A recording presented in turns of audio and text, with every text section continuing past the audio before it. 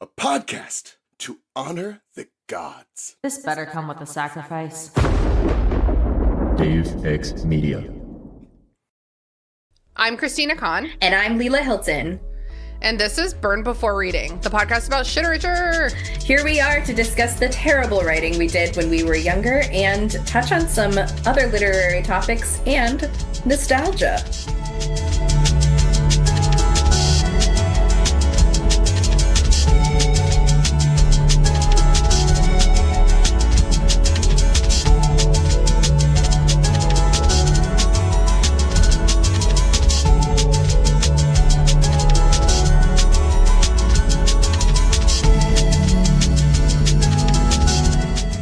With us today is our friend Bekah. Say hello to the listeners, Bekah. Hi, listeners. We are so happy to have you here today with us. I'm so excited to be here. Very happy Halloween to you. Very happy Halloween to you, Leela. Thank you. Happy All Hallows Eve to all of our listeners and viewers, especially to our viewers. Mwah. Yeah, it didn't occur to me until recently that, well, because I was listening to a podcast talking about it. If Halloween is All Hallows Eve, that's because November 1st is All Hallows Day. Oh. Or it's like All Saints Day. No, we don't talk about that one anymore. I guess it doesn't seem as fun. We are only interested in the eve. Yes. Okay. Bekah, do you do anything to celebrate Halloween? Like, do you dress up? Do you go to a party? Do you hand out candy? No, not really. Like, I love the vibe and the idea, but I just have not ever had the correct friend group to have a Halloween party. This just was never their thing. But damn, maybe soon. We'll find out. Okay, next year you'll be getting an invite to Richmond. Excellent. Leela, what do you think you'll be doing for Halloween this year? Let's see. Probably the exact fucking same things as you, bitch. But my night involves riding a scooter. Okay, well, not that to that extent. 'Cause I'm gonna go to the parade, and then Emily's having a party. Yeah, I probably also talking about Bekah, the Oregon Hill Parade. Yeah, the Oregon Hill. Yeah, so we'll probably do that. Is that on the eve of the Hallow, or is that Hallow weekend?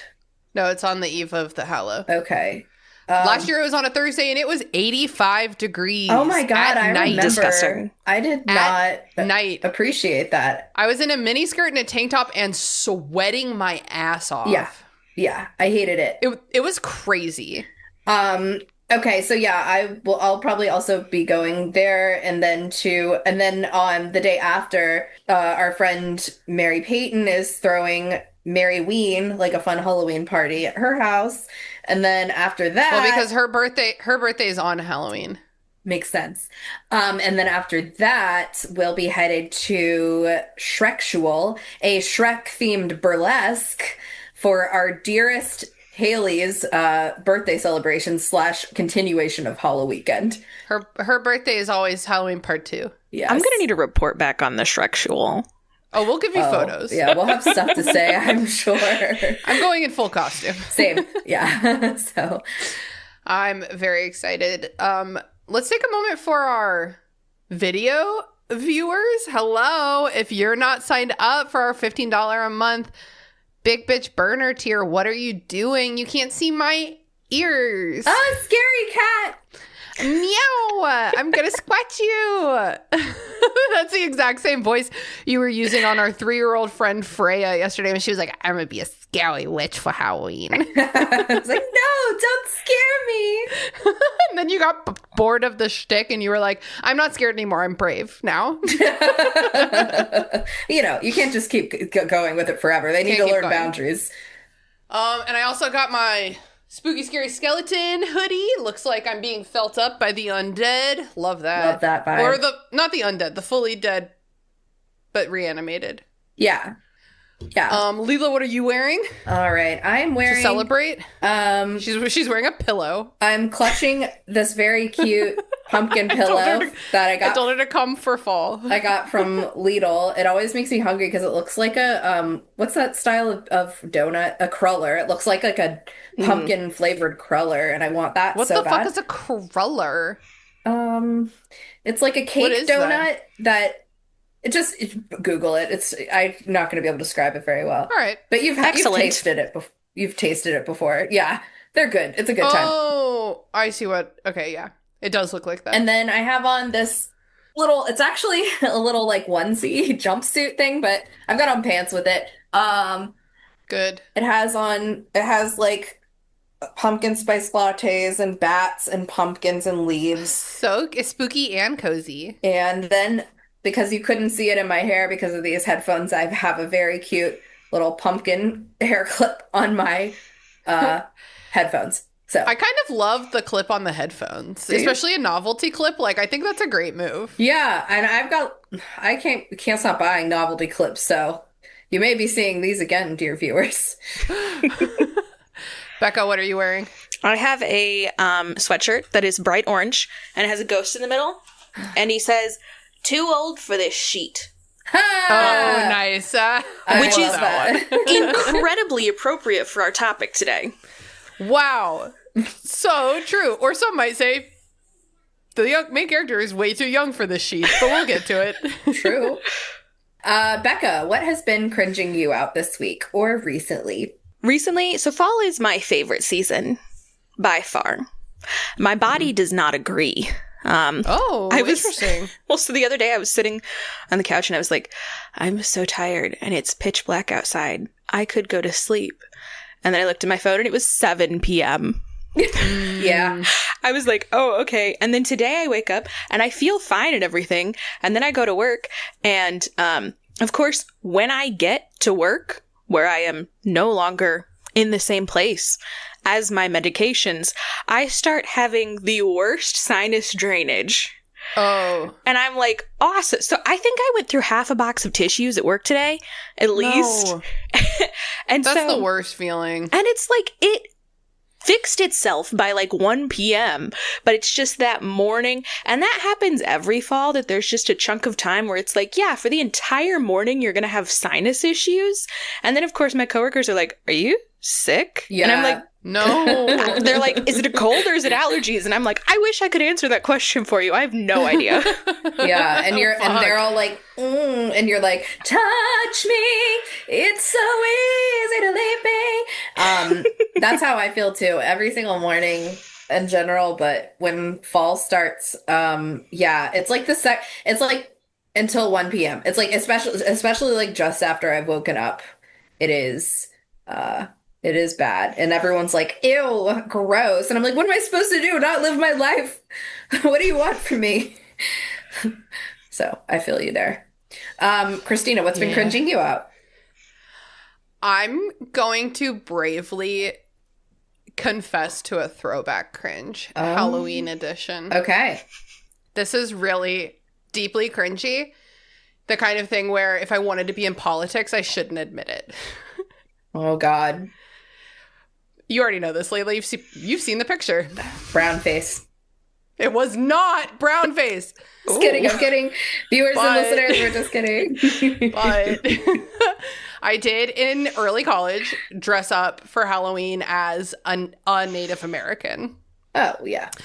Before I knew it was bad, and it's really cringe. The pictures are really cringe. I won't be sharing them on social media. But if you're a close friend of mine, I'll send it to you privately. All right. Well, that cringe So, that's has my cringe. inspired me. I guess I'll share something similar. We were really dumb Wait, hold in on. I college. have a joke. Okay, go. That costume showed as much respect toward Native Americans as Stephenie Meyer did in constructing the Twilight book series. Whoa, burn, burr, burr, burr, burr. Okay. Okay. I dressed as Nicki Minaj in college. Oh. Oh, no. I stuffed a bunch of dish towels to try to shape my butt to look bigger. And then I do think dressing up as Nicki Minaj is better than dressing up as a Native American. Because you're dressing up as a person. yeah. In Yeah. fact, a celebrity, which is pretty normal. But Neither one of us would have done that now. no need for that. But I've seen that loved picture Nicki. too. It's pretty good. Yeah, I liked it. All right, are we ready to move into the subject matter of the day? Oh, I'm ready. Absolutely. Here, I want you guys to hear what we're going to cover today. Does that sound like an 800-page book to you? Well, the It audio, sounded like nothing. yeah, Zoom cuts out your audio. Guys, when you just do have that. to pretend that you can hear it. Oh! It's a thick book. This is crazy. Like, this is like knock knock. This is like a door. This is like a weapon. Like, unhand me. That's my purse. I don't know you. That's Right? the Like, one you lent to me is a hardback, so it's really Yeah. oh, that copy is Greer's. oh, interesting. My boyfriend gave me his old Breaking Dawn. So you guys have the hardcover. That's even harder. Like this. This A is lot. too much book. It's just like hard to like take with you to like read places. Like, what am I supposed to do? I had to shift into backpack mode so that I could scoot around with it. Now I'm reading Fellowship and I have a mass market paperback. God, I love reading mass market paperbacks. You can throw those things in any purse. Yeah, Any purse. skinny and light. Would you like Just to know like something semi-concerning about this for me? Yes, obviously. I came home on Thursday night and said, oh, I should read this before we record. And I sat down and read the entire thing Thursday night. How many hours did it take? Like 5. Yeah, that sounds right. I mean, I get it. These are supremely bingeable books, in my opinion. And, like, I think I probably read mine in, like, 6 or 7 hours. You know, I find it quite easy to read several hundred pages of Twilight at once. Okay, well, isn't that nice for you guys? It was a real struggle, and I finished at 6:00 today. So, Hey, you finished in time. That's what matters. yeah, good some job, may with say an she hour to finished spare. early. You know, so She finished early. So, the opening epitaph of Breaking Dawn reads, childhood is not from birth to a certain age, and at a certain age, the child is grown and puts away childish things. Childhood is the kingdom where nobody dies. By Edna St. Vincent Millay. I laughed out loud when I heard that. I don't know why. I think it's just because of these like lofty, like they put like these very like I don't know, pretentious. Don't say they. Stephenie. she, they. No, I'm kidding. It's Stephenie. It's definitely she. Put the blame where it belongs. Yeah, she puts these like very lofty, pretentious quotes at the beginning as if it's about to be like, I don't know, this highbrow novel that we're about to partake in. And it's like, bitch, you know this is trash at this point. Like, surely you know. I don't think she does know it's trash at this point. Maybe that's why it works, you know? Like, remember when Twilight was first coming out? These books were not a joke. They were very serious. And, like, they were being beloved in all seriousness, you know? I think that they've been considered to be a joke from, like, the highbrow literary community. At least my I don't mom... think a joke... I don't know if it's a joke so much as people just look down on it because it's written for young girls. That is also true. Two things can be true. Yeah, that's true. I feel like Stephenie Googled quotes about childhood and not dying. I don't even think it's like a particularly good quote. If those were her Google search parameters, I'm shocked she didn't end up with something from Peter Pan instead. Like, Oh. Very true. Well, because he thinks to die will be a great adventure. We can't have that kind of toxic thinking in our book about vampire. But she sort of does too, right? She's excited to die as a human and become... Well, I think that's a philosophical difference in what is death. True. Okay. Twilight: Breaking Dawn. The other day, Greer sent me a video that was a compilation of like this guy reading all these tweets from girls being like, when he leaves and you can still smell his colon on your pillow because nobody knows how to spell cologne. Gross. I would like to talk about imprinting right here at the top. I want to like get it out of the way. I want to talk about why the imprinting is bad. And then I want to move forward with the rest of the episode with the imprinting as an innocent, heartfelt, given part of the world. Okay, I'm down with that because otherwise it's just really gonna hold us back. Yes. So Bekah, how do you feel about werewolf imprinting? the problem is reading this, when I was a teenager, didn't see any issue with it. Same, So now- though. Same, for Teenagers sure. are the problem with Twilight. So now, to some extent, it's like, well, it was just normal then. So, like, my brain knows that, like, this is really weird. But, like, my heart is still like, it's nostalgia. What are you gonna do about it? Yeah. Totally. I totally agree with that. Leela, what do you think about imprinting?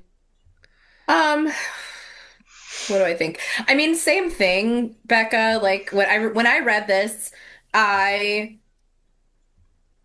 Stephenie Meyer just had me.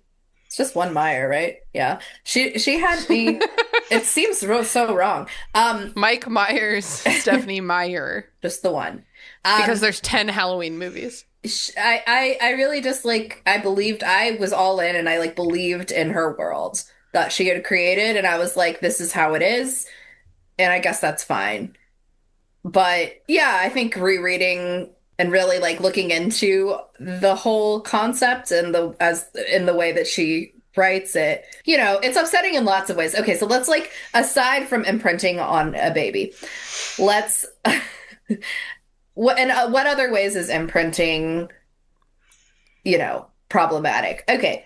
It takes away free will. Yes, takes away free will from kind of like both parties, right? Because we get real intimate with Leah in this one. Yeah, and feel so bad for her. And then because remember in the last book, doesn't Bella say like, well, what if someone imprints on a girl and she is like in love with someone else, or she is like not into him, and it's like they can choose not to, but it's really hard to let down that level of affection. And it's like, well, it sounds like she can't choose not to, the way that you just said that. It sounds like they're going to keep trying for the rest of their lives. Well, and she also feels it, like the imprinted party feels it back, Like, maybe not to the same degree, but there's definitely like a tug.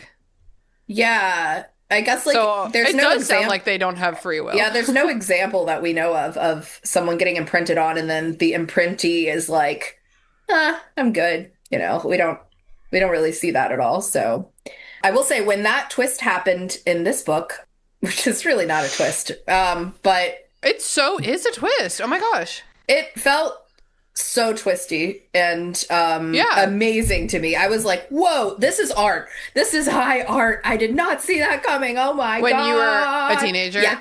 Yeah. And I was real excited about it. And also, happy for poor Jacob. So. Yeah. Do you remember reading this? Well, actually, Bekah, we haven't even asked you your Twilight history. Oh my God. Shit. Stop. Everyone stop. Stop. Shut the fuck up. Bekah, tell us about your Twilight history. So this is something that my parents absolutely would not have approved me reading.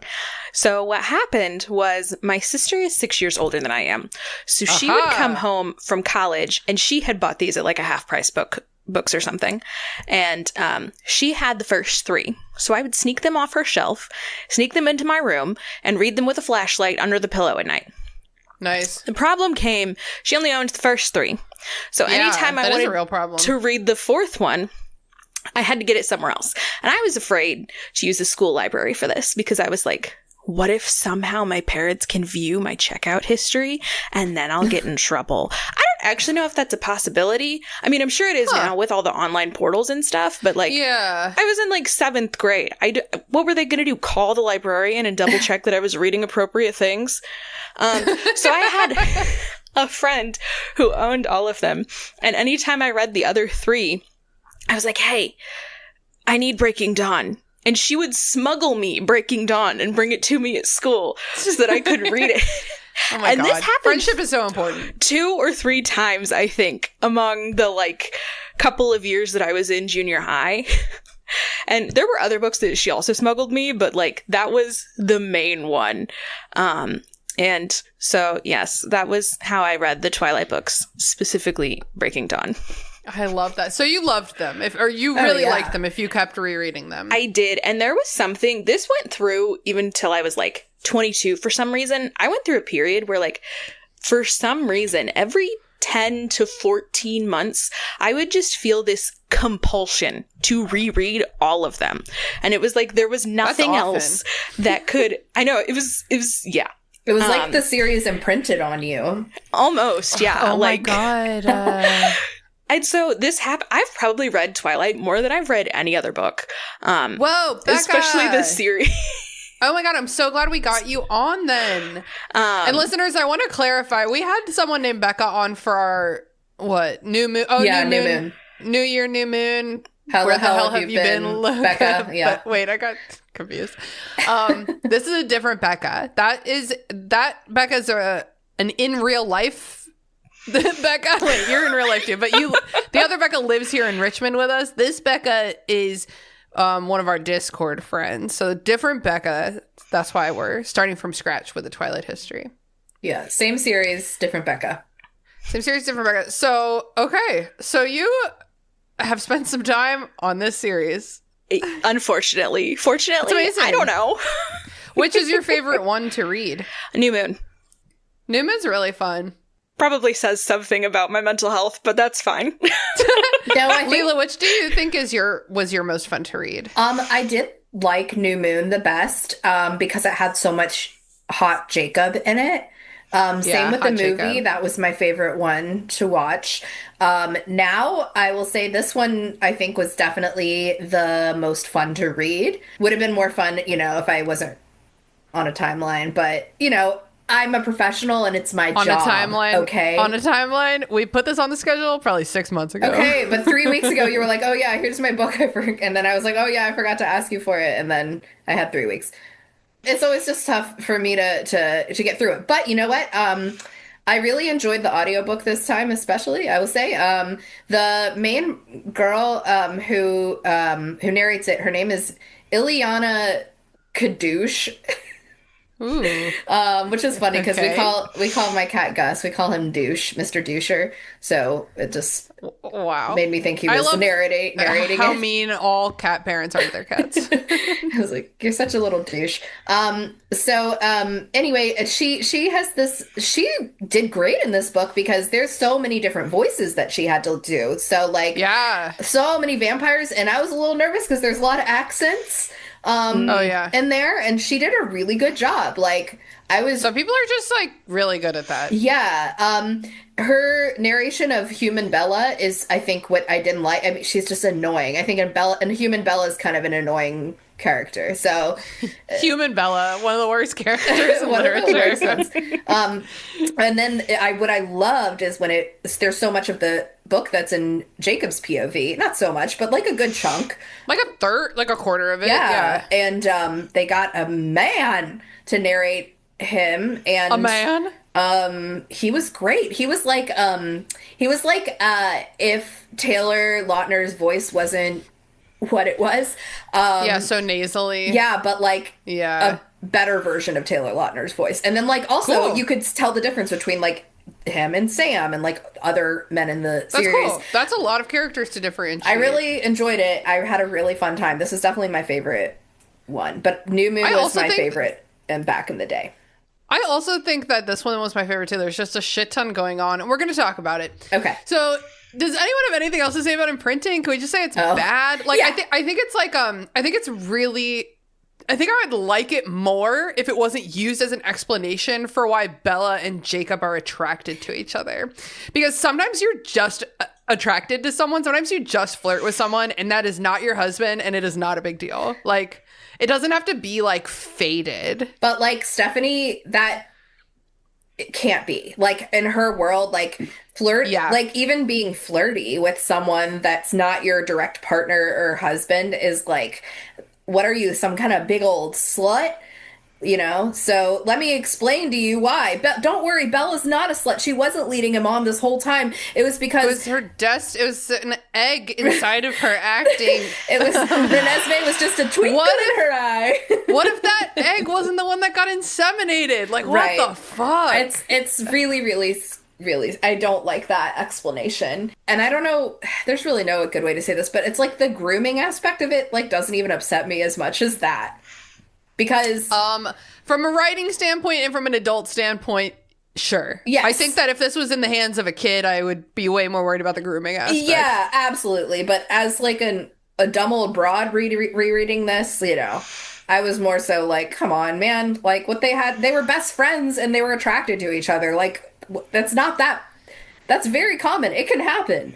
They're both, well, he's really hot and then she's Bella. So Yeah. she's a special girl.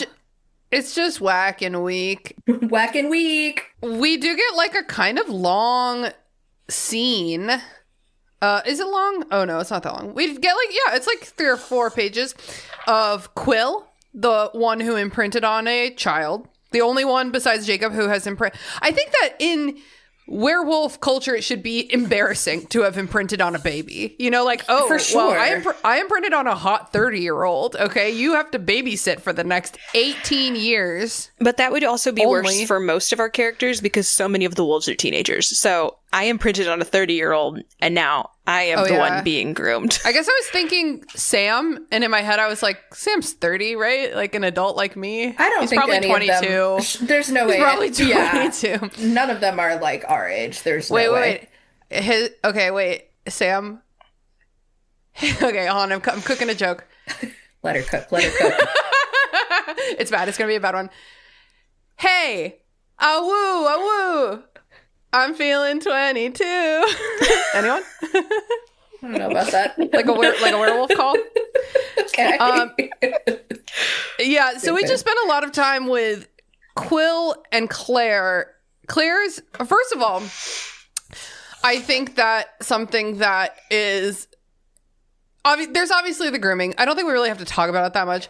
I think that it's also unhealthy for these very young children to have caretakers who are teenagers, because also teenagers who are in love with them, because both Quill and Jacob are very, very, very indulgent caregivers. Yes, that's what I was going to say. They're not parenting at all. Yeah. And if you spend like so much time with a caregiver who is not parenting intentionally, that is going to affect these girls. But they're just going to be like horrible brats. Like, that are insufferable to be around. And Claire just she straight up is. Yeah. I was like, come on, you gotta say no. Just like you were saying, like, you know, the little game where Freya says boo and tries to scare me, and then I act scared. Like, after like this 15th time, you know, I was like, yeah, and now we're done. And now we're done. But then in the book, it says that Quill like played like peekaboo with her for like 2 hours at one point. And it's like he never stopped. He never stopped, and he just keeps playing peekaboo forever. That is like the kind of devotion I do see in parents to their own children, like this willingness to like do to labor for their children forever. But this is a teenage boy, like it's just different. Like it's just different. I forgot that on this page. I have this in my like miscellaneous notes. Stephenie and Meyer will do any dumb fucking thing to not swear. On this page, Jake says to Quill, "You're such a patsy." Oh, I heard that too, and I'm like, said no one ever said that, surely, right? It reminded me of in Monty Python's The Holy Grail how his squire is named Patsy. That's the only fact. Patsy is so bad. Just say like weenie or baby. Like, why you gotta say Patsy? Come on. Say you're such a little bitch. Say it with your chest, Stephenie. Do you think Stephenie Meyer would say weenie, or is that too sexual? Penis? Too sexual. Oh, wait. But, okay, I looked it up because I was curious. The definition of patsy is a person who is easily taken advantage of. So I think really maybe specific. I think maybe that word choice has something to do with, wow, they're really taking advantage of you in parenting Claire throughout this and trying to avoid calling him a pussy at the same time. I was going to say, that's very interesting because I feel like anytime I hear like a woman's name used as an insult, like in this way, I'm like, oh, well, you're just saying like you're soft, you're being because being gay or whatever. I don't know. Both readings make sense because it says she was trying her makeup out on me, and so that's why without googling it, Bekah, I was like, well, yeah, he's saying you're a fucking bitch, but it actually does make a lot of sense that he's like, you're a pushover. However, semicolon. Ain't no kid talk this way. Like, ain't no kid talk this way. I'm gonna Google it right now. How old was Stephenie Meyers when she wrote Breaking Dawn? It's like, it feels like a British insult. or something. Yeah. Like a British insult from the 50s. Stephenie? What? Right now, What? I just realized that her name is not spelled with an A. It's all E's. I realized that the other day. I was typing it in for something and I was like, wait, there is not a single A in this name. I have spelled this wrong 500 times. Surely, yeah. And so it's like Stephenie. So she was like 22, she was like 32, 33 when she was writing Breaking Dawn. So she was Okay, like, our age. well, I don't know how old you are, Bekah, but she was like approximately our age. And like, I'm not so detached that, well, maybe I fucking am. Maybe I am that detached. Oh God. Should I stop writing? Is it too late for me? Such a patsy. It goes along with the quote that we were like, this is too highbrow for this book. Yeah. And like, Jacob is uneducated. Like, he talks about going to school on the res. He definitely doesn't do that anymore. He definitely dropped out of high school when he was 16. Yeah. He doesn't read. Like, he's not full of synonyms. Yeah. Which also That's part of his allure. the stilted way that that Edward talks, that's a good point. And I'm like, you would think that like every once Edward in a would while, say Patsy. yeah. But so you'd think that every once in a while, even when like Jacob's talking to Edward, that he would be like, whoa, dumb it down for me, like he does when Carlisle gets all medical talk to him. But Yeah. it's okay. Details. So do we feel like we're good on imprinting? Do we feel like we've talked through it and we can move forward? Yeah. Letting the conversation, letting the book just have this thing. Yeah, I'm fine with that at this point. I feel like I knew it was coming this whole time, and Yes. it definitely severely clouded my Team Jacobness, That's really good instinct. and I'm fine now, It is the thing that makes it so that I feel like I would just like happily buy a Team Jacob shirt. You know what I Yeah. mean? But this is like the thing that makes me feel like I can't. I don't want to Can't have publicize that conversation out in public. Yeah. Like, Yeah. So now I'm like, I guess I am Team Edward because he never fell in love with a newborn. I'm team Bella needs to go off on her own and not be with a boy. Yeah, I fully agree with that. I don't know. I'm Team. Who do I like in this series? I'm Team. I mean, I Team like Emmett. Yeah, Emmett's Yeah, Team fine. Emmett. Emmett's great. Although his wig in this movie is bad. It's bad. I would say I'm Team Charlie, but Charlie really pissed the fuck off. You Pissed can't me be the Team fuck Charlie. off. He's a cop. You I can act know. like you are, but he's a cop. We have to be Team Carlisle. Okay, fine. Team Carlisle, Carly or Emmett. Team Carly. I don't know. Carlisle's pretty bad too when you think about it, because he's taking these people's choices to live forever away from them because he's True. changing people as they're dying. We will be talking about Esme. Excellent. Okay. I have a couple more werewolf things. How did you guys like Jacob's point of view? It's the first time in this whole series we get a point of view other than Bella's. How did you guys find reading that section? I like it in general, but I did have a thought as I was reading it. One, I don't really know how we would have gotten around it, because even though it's new, it's like, what would Bella have thought about that whole time? Like, oh my God, Yeah, I have to it would protect have the been, baby. like, sickening, like it would have been like just her internal monologue of like being beat to shreds and being like, I love this. Yeah. And we would have missed all of the what's happening on the outside. So like we did need a different vessel if we were going to continue to tell the story in first person. And I think Jacob was a good choice. But what is very interesting to me as I was reading it is that Bella is insufferable, more than normal in his point of view, because literally every time he sees her, she's like, Jake, you're here, my family's complete. And it's like, why the fuck are we manipulating this 16-year-old that you just got married and are knocked up, girl? And I totally, from his point of view, it's even more insufferable. But and then there's the whole, oh, she wanted him here, like Renesmee. So it's like, this is really interesting coming from his point of view, when that's all we're getting from her is, I want you here, but it's supposed to be the baby? I don't know, that makes it weird. Yeah, and like, we definitely don't need to get into at what point does life begin. But like, you would think that as the fetus was growing, there would have been like an escalating interest in her pregnancy, like a decreasing interest in Bella herself. Like, I don't know. At a certain point, because Edward's talking to the fetus, like Edward's reading the fetus's thoughts.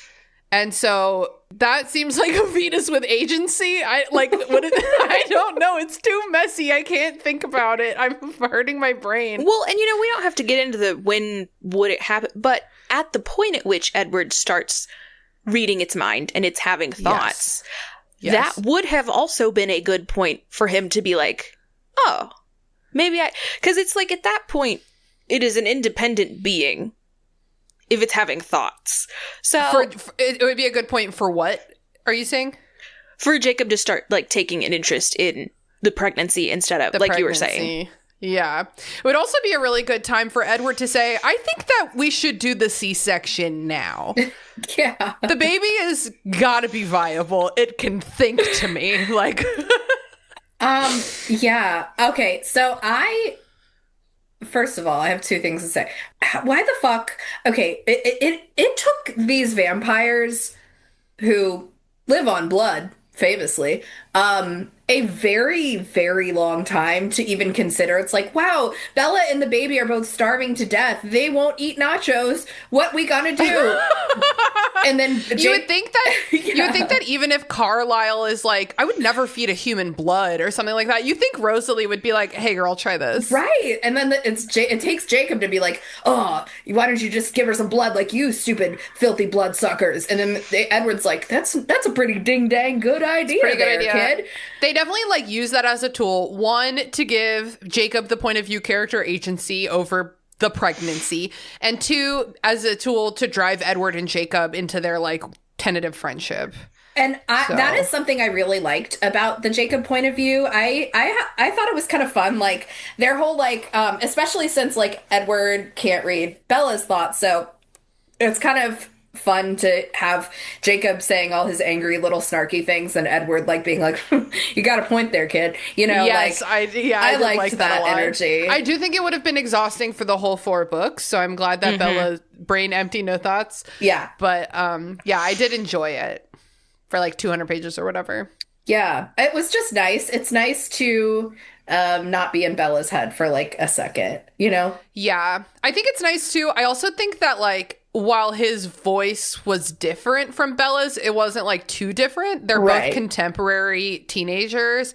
So like there was still a real like, golly gee kind of like teenager energy. Like, I don't think I could have stood being in Edward's point of view. That would have been insufferable. It really is. Have you read Midnight Sun? It's awful. Not. It's on the shelf. Awful. It's on the shelf. It's awful. I'm sure we will. I haven't ever cracked that one open. So me neither. I haven't read Midnight Sun or what's the other one? Life and Death is that what it's called? I haven't even heard of that so one. So there's 2. There's Life and Death, which is the gender bent retelling.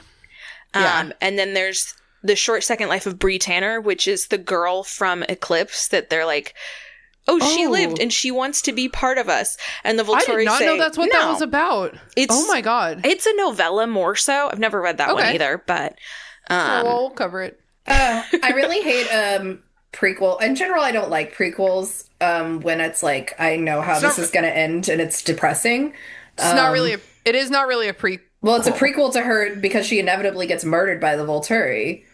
Wait, back it up. Who are you talking about? Bree. The Bree Tanner one. So, she's the one who gets killed. Yeah. Yes. Oh, I see what you're saying. Okay. Yeah, but it's not really a prequel. It's like a midquel. It's a prequel to her death. I don't know. It's a prequel I think it's officially titled a companion novel, is what they call it. Companion novel. Thank you so much, Bekah. Okay. So I enjoyed Jacob's point of view too. Like, I think that it was fun for a book this long. Doing something different in the middle is a great idea. Like, do something different. I was very interested in the werewolf politics.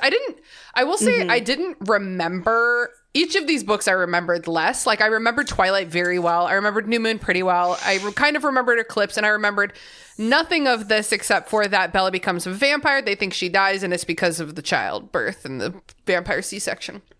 So, and I remember that it ended with the Volturi, but also I don't think that was a book memory. I think that was a meme memory from the movie scene, the way they do it in the movie. So I did not remember that there was a Jacob POV. I did not remember that he leaves his wolf pack. Like I didn't remember any of that. And I found it to be so interesting. And it like made me like him more as a character. Like I think that like I enjoyed this book so much. I liked everything that was happening in it. Absolutely no cohesive plot whatsoever. Didn't need one for what it is. And I was liking Jacob a lot. Like, I feel like he has grown up a lot. He's making his own decisions. And by the time he imprinted and I knew it was coming, I was like, good for you, dude. Yeah, you seem really happy. He really needs a win. Like, good God. Oh, poor Jacob. What do we think about the possibility of Jacob, instead of Jacob's point of view, having it have been Leah's point of view? Oh, God. That would be too depressing, I feel. You think? I don't know. What do you think, Bekah? I think it would have been okay after she gets to join Jacob, because everything after that, she's like happy, or at least as happy as we've ever seen her. Yeah. Because she's away from Sam and she doesn't have to deal with this depressing part that he doesn't love her anymore. But I think up until that point, it would have been hard. And I think the framing structure would have been really weird, because she tries to stay away from the vampires. Like, she's like, I'm not eating their food, I'm not taking their clothes, and eventually she kind of gives in and she goes into the house, but it takes she goes into the house to scream at Bella. Yeah. And we don't get to see that, and I'm so sad we didn't get to see it. I know. That's true. That's one thing I would have liked to see. 800 pages, you would think we didn't need more. I need that. I need That's that. what I need. I also wouldn't have wanted that from Bella's point of view, because Bella would have just been like, you're right, I'm a piece of shit. Yeah, it's a like, shocker. oh. Bella hates herself. Nothing new. But yeah, so like, I think there would have been some logistics that were difficult. Like, I think the Jacob taking power as alpha can only be told from Jacob's point of view. Because even if you tried to tell it from Sam's point of view, it would have been him giving Jacob orders and feeling bad because he could feel Jacob wanting to not follow them and then breaking, and then it's like Phantom Limb, where Sam's like, why am I missing something? Wow. I would have been so mad if this was from Sam's point of view. I do not give a shit about that man's point of view. I think he's an interesting, like, side character, but I do not need to understand or get in his head. I was more interested in him in, like, New Moon, but... Yeah. When he was, like, a cult leader. Yeah. I think that specific part could have been interesting from Sam's point of view, but again, the whole middle section, not so much. So at that point, if you were going to do that, you would have had to do multi-POV through that middle section. Or just and then Seth. Guarantee we're pushing 1,000 pages. That would have been fun. What if it was Seth's point of view? That would have been so cute. Everyone loves him. Like, he's like, he's like the youngest in the pack, or like close to it, and he for no reason is like, I think our enemies are actually kind of good guys. It's like, he's so brave. I love him. And when he's sitting on the couch with his arm around Bella's shoulder because she's cold, and he's like, yeah, man, I don't give a shit, thanks for feeding me. Like, I love him so much. Honestly, if he was aged up, I would say that's your type of man, Tina, you know? Oh yeah. That's the real answer. We should be Team Seth. Oh, Team Seth. Okay, I'm good with that. with that. Yeah, Team Seth for sure. He's by far, I think, the best teenage boy. They're like the best, like, contender for a teenage girl romance. The reason I asked about Leah, even though I do agree that it would have been like not as good tonally and would have been missing stuff, is I just like wish I want more for her. I'm glad that her story ends the way it does, with her kind of like coming around and deciding to like become loyal to Jacob, even though she doesn't like him. She's obviously like making her own choices and like starting to heal. And I think Jacob even says that. He's like, I'm hurting really bad in a way where Leah is hurting in like a really distant way. So I would just kind of like to see more for her. It's like fucked up that werewolves are never girls until Leah, and then everyone's like, oh my God, she has feelings and boobs. I hate this. Yeah, that was really, really, really dumb. I do hate all of that. And then They literally talk about how she, like, stopped having a menstrual cycle and, like, broke down about it. And all the boys were like, oh, Ew, I'm gross. 16. I'm 6. But, like, I honestly, like, I don't expect more from teenage boys. Like, I super don't expect more from them. It's just, like, put one more girl in there, please. Yeah, and it's like, I get it. Like, yes, you're dumb teenage boys, but also you're supposed to be this, like, family, this pack that, like, has each other's back all the time. And, like, everyone's not nice to her. Like, yeah. Or, like, you know what I would have really liked to see in this book? I mean, there wasn't time for it, but, like, Leah becomes a werewolf, feels super alienated, has no one to confide in, becomes friends with Emily. that would have been I would love good. to see that. Would have I been guess- good. I think it would have been hard because she's so bitter, justifiably. She is. But I think Emily especially would have been like at the end of the book. I think she could do it, or like That's what getting I'm there. saying. Like, even just like a hint. I'm not even saying friendship. Just like anything. There could be like, I don't hate you. I hate him. You know, like anything. Her calling herself a genetic dead end.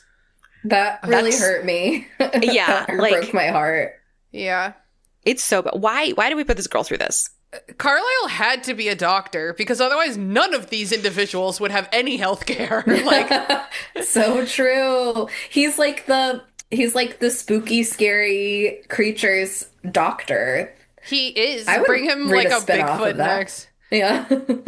Because, like, I mean, imagine if he wasn't a doctor and Bella was pregnant in that way, like breaking her spine, etc.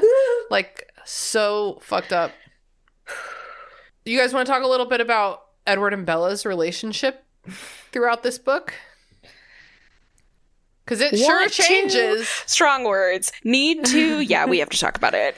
We have to Yeah, talk that's about like it. So they the core of get it. married. They do. They're wed. They are wed. Okay, literally, Bella is 18 years old. Her mother is notoriously divorced and obsessed with that choice for herself. She goes to her mom and is like, Mom, for absolutely no reason, I am getting married to this other teenager that I have been dating for 2 years, right? 2 years? That sounds right. I think You it's think like Less? 18, 20 months. Damn.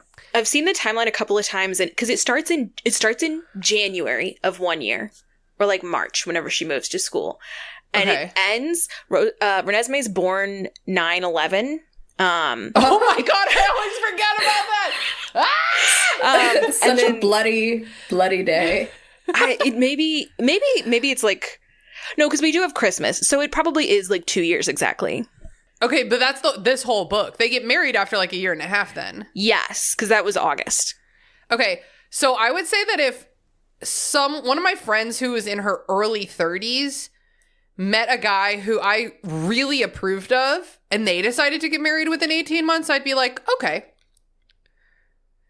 Sure, a little fast, but like that's okay. I think that the fact that Renee is like, honey, the second I met him, I knew you would get married to him when you were just 1 week out of high school or like whatever. That is like, Renee is crazy, but not in that way. I don't think that's realistic at all. What do you guys make of that? I really don't. I did not like that part because Bella even says in her little self-hating internal dialogue that like she has been raised to like be icked out by the thought of marriage in general, and she's certainly like very uncomfortable and embarrassed about having to get married so young. And so Which is correct. Which I'm glad is she's correct. embarrassed instead of just embracing it. So she goes to her mom, like the one person that she feels like is gonna finally be like, you know what, I don't think this is right. Like if you think this is too soon, then you know, I'll have your back and like let's talk about it. But instead Renee's like, you know what? From the moment that I saw you two together, I knew you were gonna get married, and I think why wait? You know, it's That's just like so strange. crazy bitch behavior. Yeah. And like poor Charlie's like, well, I'm not going to fight you because your mom sure as hell is. And Yeah. then Renee doesn't. And I'm like, Charlie, you have been robbed by bad writing. Like Yeah. the real life Renee would never. I think it has to just be the Mormonism of it all. And I only know a moderate okay. amount about Mormonism, so like I can't Yeah. tell you all of the reasons exactly. And I feel like there were a lot of points in this book that I was like, this is just so Mormon. And those may not all be correct, but I think the marriage thing is. I think the reason that Renee was okay with it has something to do with Stephenie Meyer's culture around marriage being Mormon. That makes sense. Like when girls go off to college. What do we say? What's the phrase that you said Ring by about Liberty spring. University? Ring by spring. Or I want to get my MRS degree. MRS degree, yeah. Like you're going to school. If you go to college, it is to find a husband. To get your stenographer's license or whatever. Stenographer's license. My typing license. I will say that like the wedding and the sex stuff aside, because that is just fraught with Stephenie Meyer's own baggage. I like Edward and Bella's relationship in this book best by far. By the end of this book, I am like, they are very good together. And I think it's because he becomes a better partner to her every book by learning to be patient. He's like never been in a relationship before, and he has like 100 years of being single. Like he gets better at being a partner. And then also once she becomes a vampire and he doesn't objectively genuinely have to treat her like a delicate little flower, once she is like can keep up with him and is stronger than him, they are like finally actually equals. Yeah. And so I think their relationship is like so good and healthy after that. Yeah, I agree. I once she changed, everything got better, you know? Yeah, the marriage didn't do it, but becoming a vampire did. No. It's being able to have a partnership instead of just trying not to eat her the entire time. Yeah, like in any partnership, having too great of an imbalance will ruin anything. You know, like I knew these people who were dating where she was completely unemployed and had like no money and no savings, and he was like a 6-figure earner. And like, unless what you really want is like a kept woman, that dynamic just like it's too far apart. If one of you just like is a stone cold, literally predator, and one of you is a squishy sack of blood, like there's certain things that you just can never ever overcome. And that thing is being just really squishy. Man, I remember this reading this for the first time, and I'm like, so every inch of him feels like granite. You know, she's like, my lips formed around his as he crushed his stone lips to me. You know, yes. So obviously we need to address the ice pee in the room. I feel. Yeah, because there's so much sex discourse in this book, and I was wondering about his dick the whole time. And in my defense, he's 100 years old. I just don't. Just when she's human and they keep having sex, it just hurts me to even visualize. Like I'm like, good God, Leela, I know you're a bit. Yes? I just want to let you know that there are people who enjoy, for example, like a glass dildo. A glass dildo. Okay. People enjoy cold dildos. Like people. He found someone with a rock hard cold kink. Like he found the right girl. Like there, not that these books would ever talk about kink. No. But like there's a market for that, is what I'm saying. Bekah, thoughts? She's just shaking her head and smiling. Specifically about that, not necessarily. That's okay. Well, so, you know, the first time they, like, fade to black, they're in the ocean. So I wonder if that, like, may have warmed it. Because I don't know if you've heard the theory, but the theory that the reason she got pregnant and the reason his swimmers started working was because the warm ocean water gave enough, like, faux circulation, because, you know, vampires don't circulate blood or anything.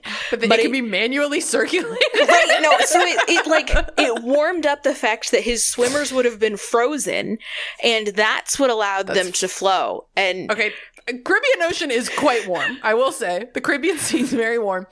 I always heard that. I don't remember where I heard this from, but I always heard that like when you become a vampire, you're like. You're never going to be able to make more jizz, but the sperm you have are there waiting. Well, he's never had sex, so if that's the case, that's the reason they're still active and alive, because he is a virgin. That's like a man vampire hymen. It's like, wow, you sure were a virgin. That's what they call me that's what they called me in high school. It's man vampire hymen. It's just funny because that's my maiden name. It was a maiden name. Okay, so what I want to know is his entire body's rock hard. What that jizz like? Does his dick go flaccid, or is it always fully erect? Rock hard. Yeah. Because like the penis the reason penis owners get erections is because the penis goes much deeper into the body than just like the shaft that you manhandle for a nice old handy. The shaft is deep, and so when it gets erect, it's like now the outside penis has to go at the same angle as like the rest of the penis that's inside.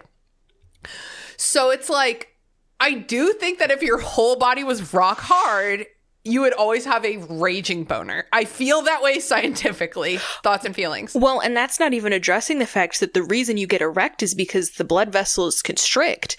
So if he has no blood flowing because he's a vampire, to be able to have sex, he must always have an erect penis. You're so right. Okay, you're so right. I think he's always really hard, guys. Man. And like the thing is that if you're like that hard, we don't know what he's packing, but if you're that hard, it's not the kind of boner you could tuck into your waistband. It's like, that's a rager. Yeah. They can afford custom-made pants. You think Alice lets them wear stuff off the rack anyway? I'm sure it's fine. You're so right, Bekah. Pants to hide the tenting is so fucking funny. But like, wait, we have to make millions. This now leads us to the issue that, considering the fact that at least all of the people in the Cullen family have sex frequently, yes, all of the men must be erect all the time. So Carlisle is walking around the hospital just erect at all times. Oh my god. And like hospital patients' heads are like right at dick level. Like there's no way no one noticed that. I also want to know if they're all horny vampires having sex all the time with super hearing. I mean, surely you can hear your sister fucking in the next room, right? Like, wait, like surround sound. Yeah. There's a lot of... Stephenie Meyer should never have introduced vampire sex. It's too much for this world. Yeah, and she's not equipped. I don't think she thought about it. I think that's what all of this breaks down to, is that she just went, oh, sex, and didn't think about the lore of it all. Yeah, and that's why we don't sex. have answers for why is he able to have children. Because if we go with the Caribbean Ocean warmed it up, that actually doesn't work, because Nahul comes back and is like, yeah, my dad has had 3 or 4 kids, because I forget how many sisters he has. Oh, yeah. You think he's taking them out into the ocean all the time so that he can, and also if it doesn't repopulate, how many kids can he get out of it? Oh, okay. So Tina, where did you learn this lore? Because I don't think I've read. Okay, because I've not read it. Wait, are you talking about the Caribbean Sea thing or the other one? The you only get one shot set of balls worth. This opportunity comes once in a jizz time. Yeah, I'm sure I heard that from the internet. Okay, I feel like somewhere. I have also heard that. Okay, there's so much sex in this book, and so they get married, and then hold on. Let me refer to my text. They get married, they go on their honeymoon, they have sex, it's fade to black. Every teenager in 2000, what was this, 2008? Every teenager in the world was like, where's the sex scene? Yeah. I mean, I certainly was. I was like, really? All that build up to fade to black? Fade to black. And like, in that scene, she's like walking up to him, you know, outside. She's like, I'm looking for a specific quote. So sorry. Alice packed her lingerie. She's not ready for that. I had no idea how to do this. How did people do this? Swallow all their fears and trust someone else so implicitly with every imperfection and fear they had. I'd never be able to get up off this floor. I whispered the words, "Don't be a coward," under my breath. She wears a towel. Like, I'm sorry. I don't care how young and inexperienced I am. I'm going to feel hotter in French lingerie than a towel, but whatever. Yeah. But my point is that she goes to great lengths, I feel, for the first 3 books and the first 80 whatever pages of this to not say sex. Yeah. Like, she goes, how do people do this? I can't describe this feeling. And then finally they say sex on what? Page 93 is the first time she says sex in the whole series. And then after that, they talk quite a bit about sex. Like, and they say sex openly. And I just think it's so weird because at first I was like, okay, this is really silly the way she's trying to avoid sex the same way she avoids swear words. But then she just like suddenly, maybe it's because they're married and she's like, we can talk about it openly now. It's got to be the marriage. But then like, well, okay, so it's not, okay, so I actually don't think, I'm having a realization. I don't think it's actually the marriage. I think it is, as long as Bella is a virgin, she can't like be mature about sex. But as soon as she has sex for the first time, now she can talk about sex. And then the sex quickly moves into pregnancy. And so we only have like a couple pages of being able to talk about fun sex. Well, and that's even because the first time they have sex, it's just, and then he pulled me deeper into the water. And it's like, if you blink, you'll miss that. You don't realize that they're getting it on in the ocean. Like, so I think that's the point of that you're saying, of, like, as long as she's a virgin, we can't talk about it, because then it becomes much more explicit after that. Yeah, and honestly, it didn't even occur to me that they had sex in the ocean. I just definitely thought they made out and then went back to their bed, because I would consider fucking in the ocean an advanced level move. I don't know if I would do that with a virgin. I would maybe do that with a... Oh, I'm thinking about this too hard. I guess... No, I just think that every vagina owner deserves to lose their virginity on their back doing no work. I think they deserve that. Like, I think that Bella is a pillow princess. It's just a guess.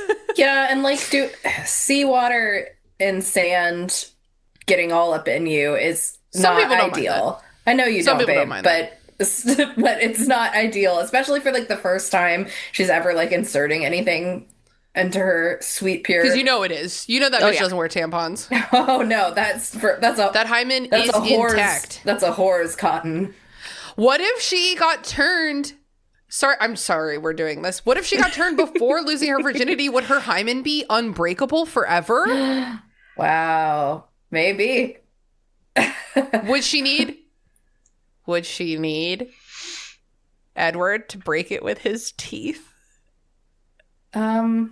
Sorry, everyone. This is reminding me, and this should have been my cringe, is that once upon a time, I'm going to let you swallow first. I'm done. I swallowed. I'm ready. I became curious. What would win? An erect penis or an eyeball? And so...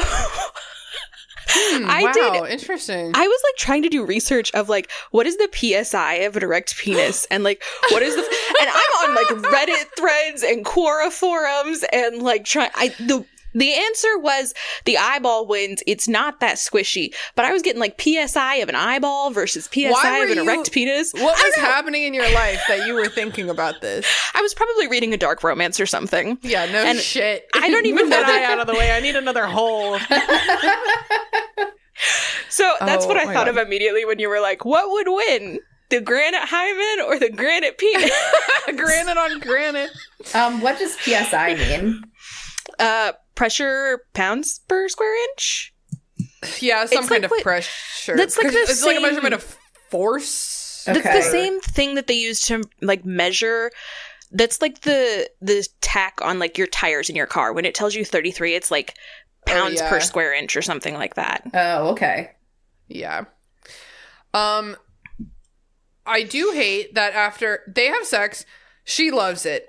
She's beat up. Like, yeah. Okay, here's something that Mormons might not know. Sometimes if you have sex, you just get bruises even if one of you isn't a vampire. Yeah. Like sometimes a titty bruise, thigh bruise, ass bruise, like those things have happened to a lot of vagina owners. I personally bruise really easily, and I'll get, my man will grip me slightly too hard, and I'll be bruised in his exact handprint. Yeah. And like, yeah, someone who knew nothing would be like, oh my God, abuse. But anyone who knows anything about like, wow, that looks like where the hand goes when you're hitting it from behind. So after they have sex for the first time, she's pretty bruised up. And like, I don't know what they thought was going to happen. And then he is like gaslighting. He spends so much. That's like the last time I really don't like Edward, I think, is when he's like gaslighting her about having enjoyed their wedding night. You know, she's like, I liked that sex. And he's like, you're lying. And that's fucked up. Then she's almost equally as bad. And this was one of the things that I really wanted to talk about, is that she goes into trying to manipulate him into having sex again. She says, what if I wasn't turned for another year? What if I did my first year at Dartmouth? And it's like, girl, you have spent the last 3 books mourning the fact that you are 1 year older than him. But now that you've gotten some, you want to be 2 years older than him?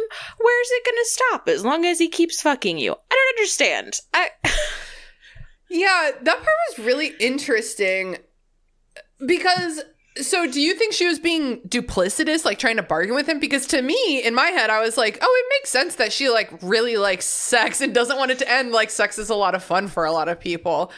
Or do you think it's a little bit of both maybe? I think what it is that it's not explained to her that sex can still be pleasurable and very fun and good when you're a vampire, because she's thinking, oh, I love this human feeling. It's like the best thing I've ever felt. I don't want it to go away. And I guess later Edward chooses to say, yeah, my brothers have told me that it's apparently quite enjoyable, but he doesn't say that to her then.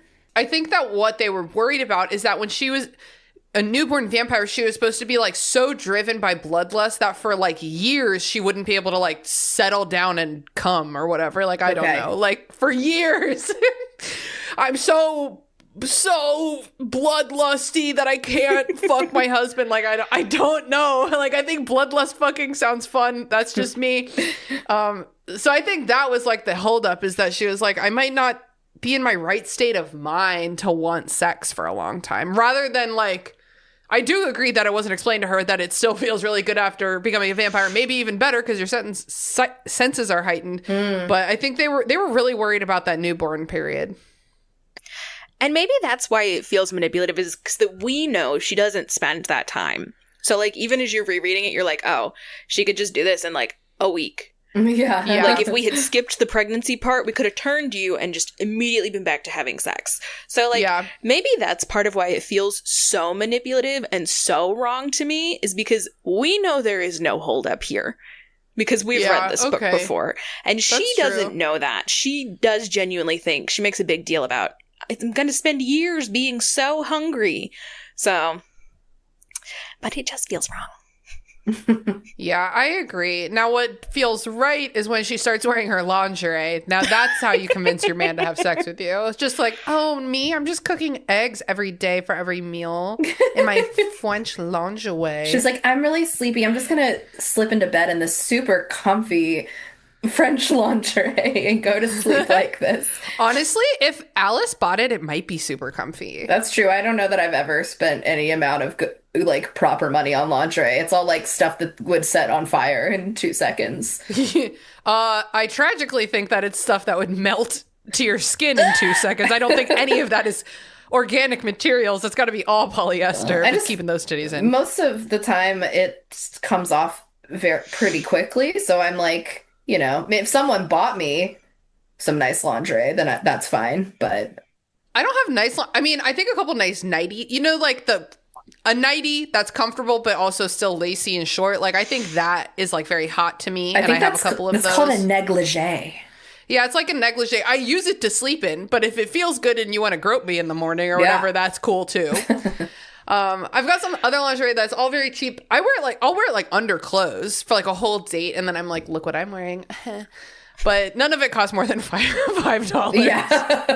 Well, I will say that the nighties the negligees I have are all secondhand, so they are $5 and also I think pretty good quality, or at least like they feel nice. You know? Yeah, that's all that matters.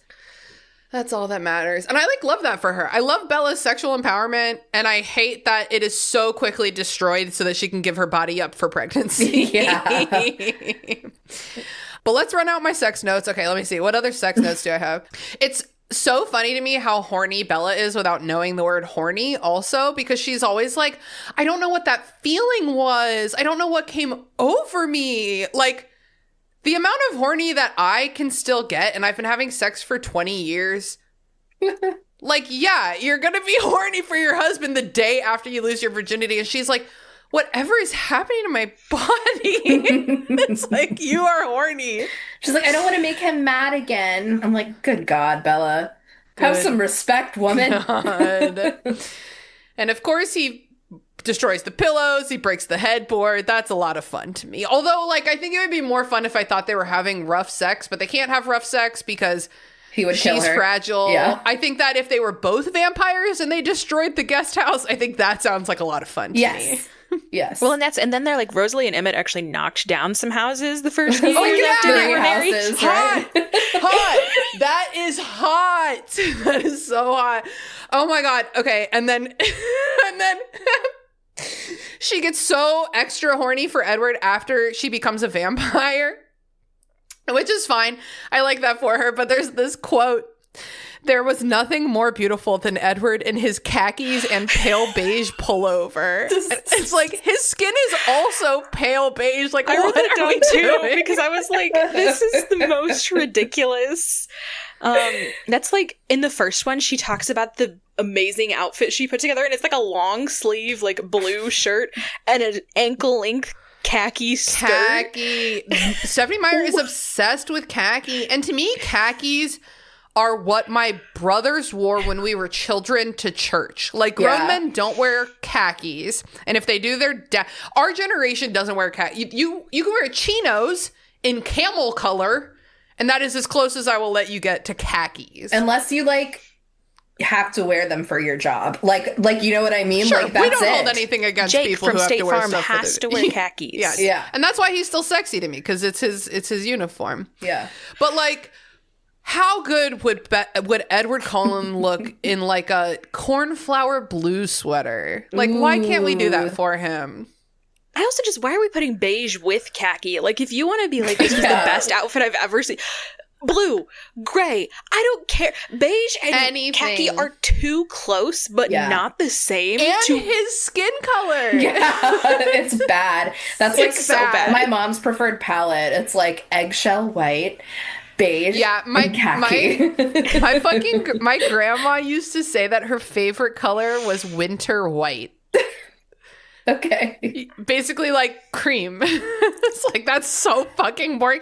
Have you seen Pink? Can I introduce you to Pink? Have you seen Powder Blue? Yeah, like anything. It's so good. Oh my God. Any more sex notes? Notes on sex? I don't think so. No. I don't like the bits where she's like, this piece of clothing will cover up my bruises and battered body best, which we know it's not because of abuse, but just reading it still felt bad. Yeah. Definitely, like, I think looking at it from outside is better than looking at it through her perspective. Like, we know he's stronger than you. We know you bruise easily. We knew you were going to get some bruises. But the way she talks about it, I agree, Leela, is like, it's just not good. It's bad. It's like extra bad. The next topic I want to talk about, what happens after sex. Now you're pregnant, and next you'll die. This is exactly what the gym teacher from Mean Girls foretold. Oh my God, you're so right. Here, let me read page 174. I would like to read for you guys. So she gets pregnant, like the first time they have sex, I guess. Oh yeah, because of the Caribbean Sea. She gets pregnant right away. She notices it on their honeymoon. She like only wants to eat eggs, and then eventually she like kind of can't eat anything. And then her stomach starts growing while they're still on their honeymoon from this like very rapid pregnancy. They go home right away. And then but even before they go home, it becomes Jacob's point of view. So you don't see Bella for like a week or two. And then the first time you see her, Bella's body was swollen, her torso ballooning out in a strange, sick way. It strained against the faded gray sweatshirt that was too big for her shoulders and arms. The rest of her seemed thinner, like the big bulge had grown out of what had sucked from her. Ugh. It took me a second to realize what the deformed part was. I didn't understand until she folded her hands tenderly around her bloated stomach, one above and one below, like she was cradling it. And even Jacob, who is, I will remind you, a 16-year-old boy, is like, counting on his fingers, being like, oh, hold on a second. Well, that ain't right. That ain't right at all. I just have to say, Stephenie, for a woman who is so squeamish about touching on sex, and even in this book when we're saying they get explicit, like, let's calm down. They're not talking about P and V.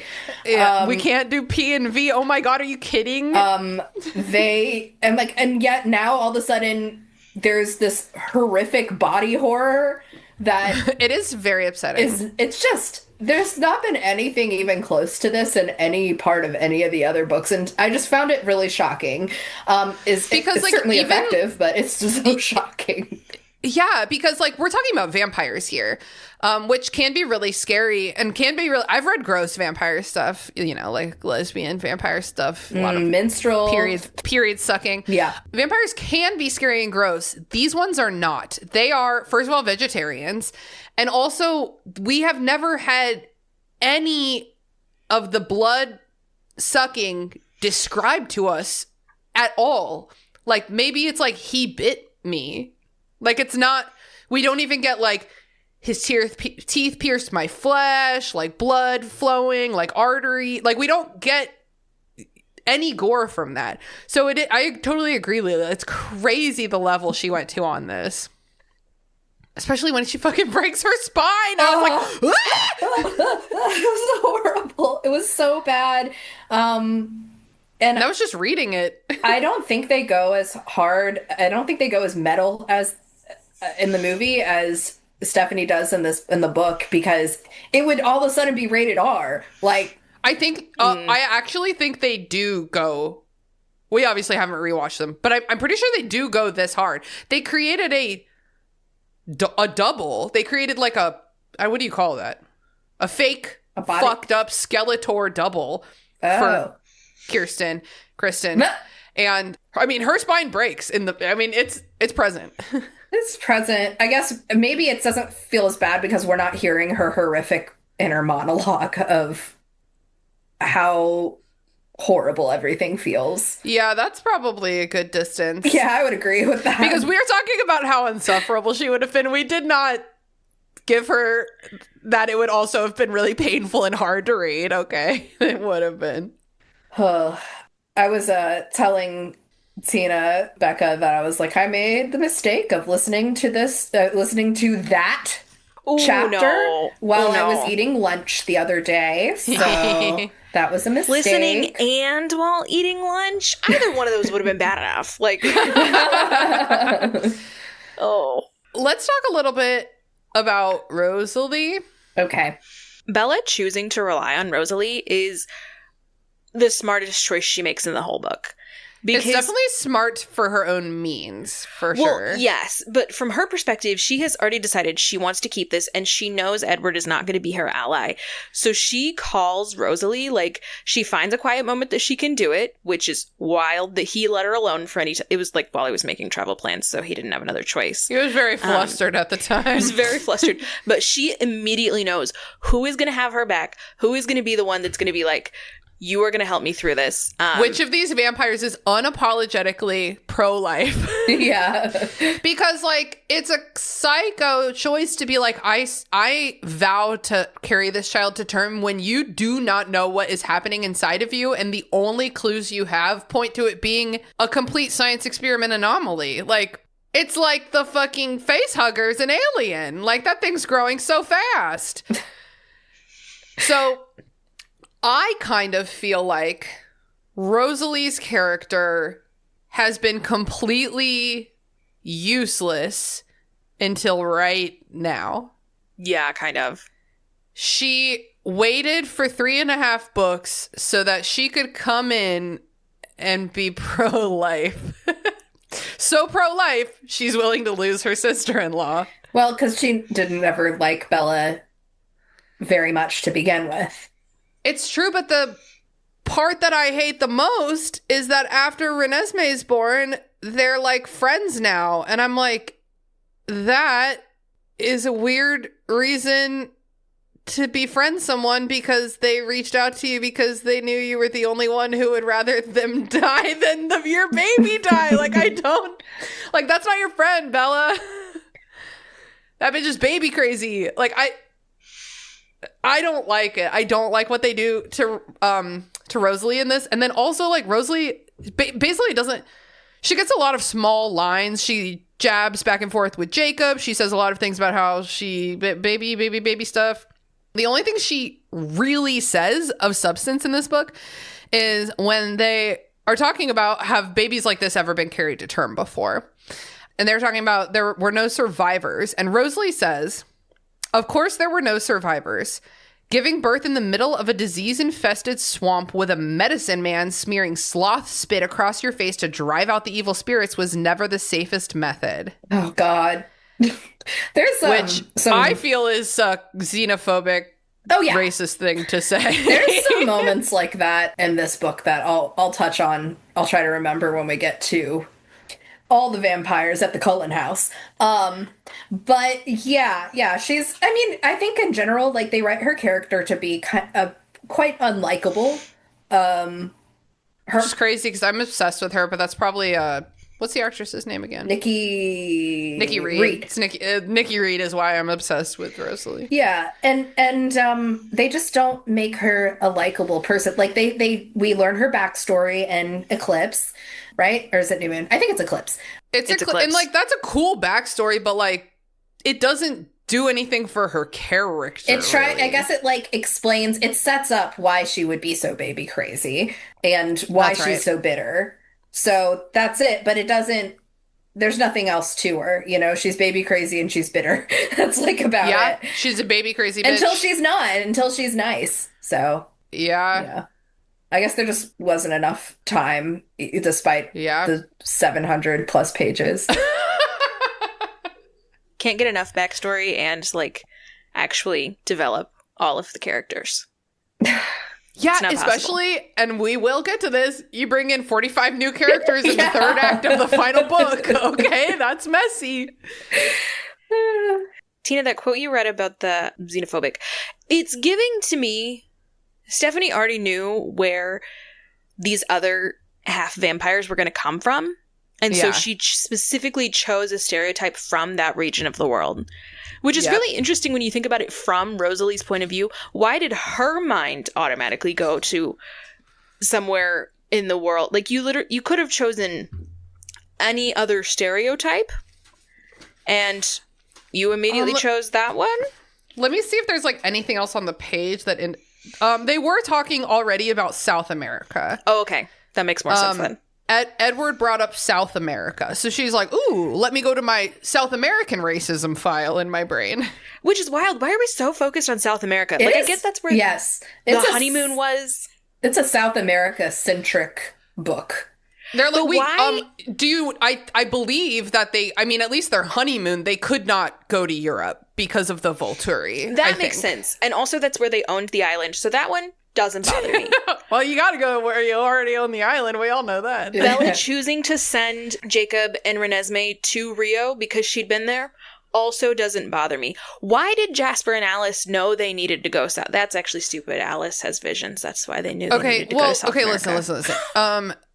Edward says, research, for what little research we've been able to do, creatures use their own teeth to escape the womb. And then she says, research. Who is talking? I'm really struggling right now. Who the fuck is talking? You, bitch. I wish. I don't know what's going on. Carlisle's just trying to decipher ancient stories and myths. I don't know. They've just been chasing leads. I don't know. Chasing leads. When Bella brings up that she's been thinking of naming her baby Renesmee to honor Renee and Esme, everyone in the room is like, wow, that's really nice. I really like that. Okay, but that bothers me less than Edward Jacob. Yeah, that's EJ so for short.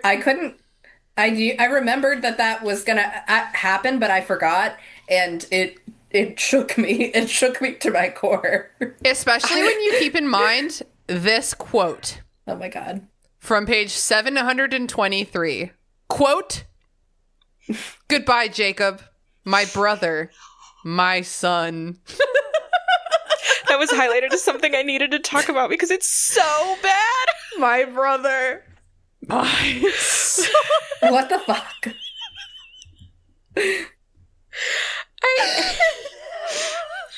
And it gets worse when Edward's talking at the end of the day and he's like, not once today did Jacob think about the fact that according to Nahul, Nessie will be fully matured in just 6.5 years. So you're sitting here thinking about the fact that, wow, my future son-in-law isn't thinking about the fact that he could have sex with my daughter in 6.5 years, and I'm still going to choose to call him my son in this moment. Yeah. They're like, wow, that's so good of him. It's fucking horrifying. Any more notes about the old pregnancy? No, I'm good. I'm good to move past that. Do we need to talk about the C-section? It was horrible, horrifying, terrible, horrible. There was blood everywhere. Her guts were probably hanging out. Okay, I did have but then when they're changed, okay, how does I love when you get so excited, Leela. It's so cute. how does it work? Like, because, okay, so Edward was dying of fucking, I don't know, Spanish flu, and when he got changed, and then he got hot, but, like, he wasn't dying of, oh no, my tummy just got cut open and my organs are everywhere. And then, like, but that happens to her, and then she is bitten, and then when she wakes up, she's like, oh, my tummy is flat and sealed. And I'm like, well, how? It's possible that Carlisle stitched her. Possible to help her body attempted to put itself back. Because he was far away, right? And that's Edward had to do it. Yes. I will. Okay. And hey, I'm just putting stuff out there. I will say anyone can do stitches. Okay. It takes a doctor to do good stitches. Well, but if she's going to transform and become hot anyway, do the bad stitches.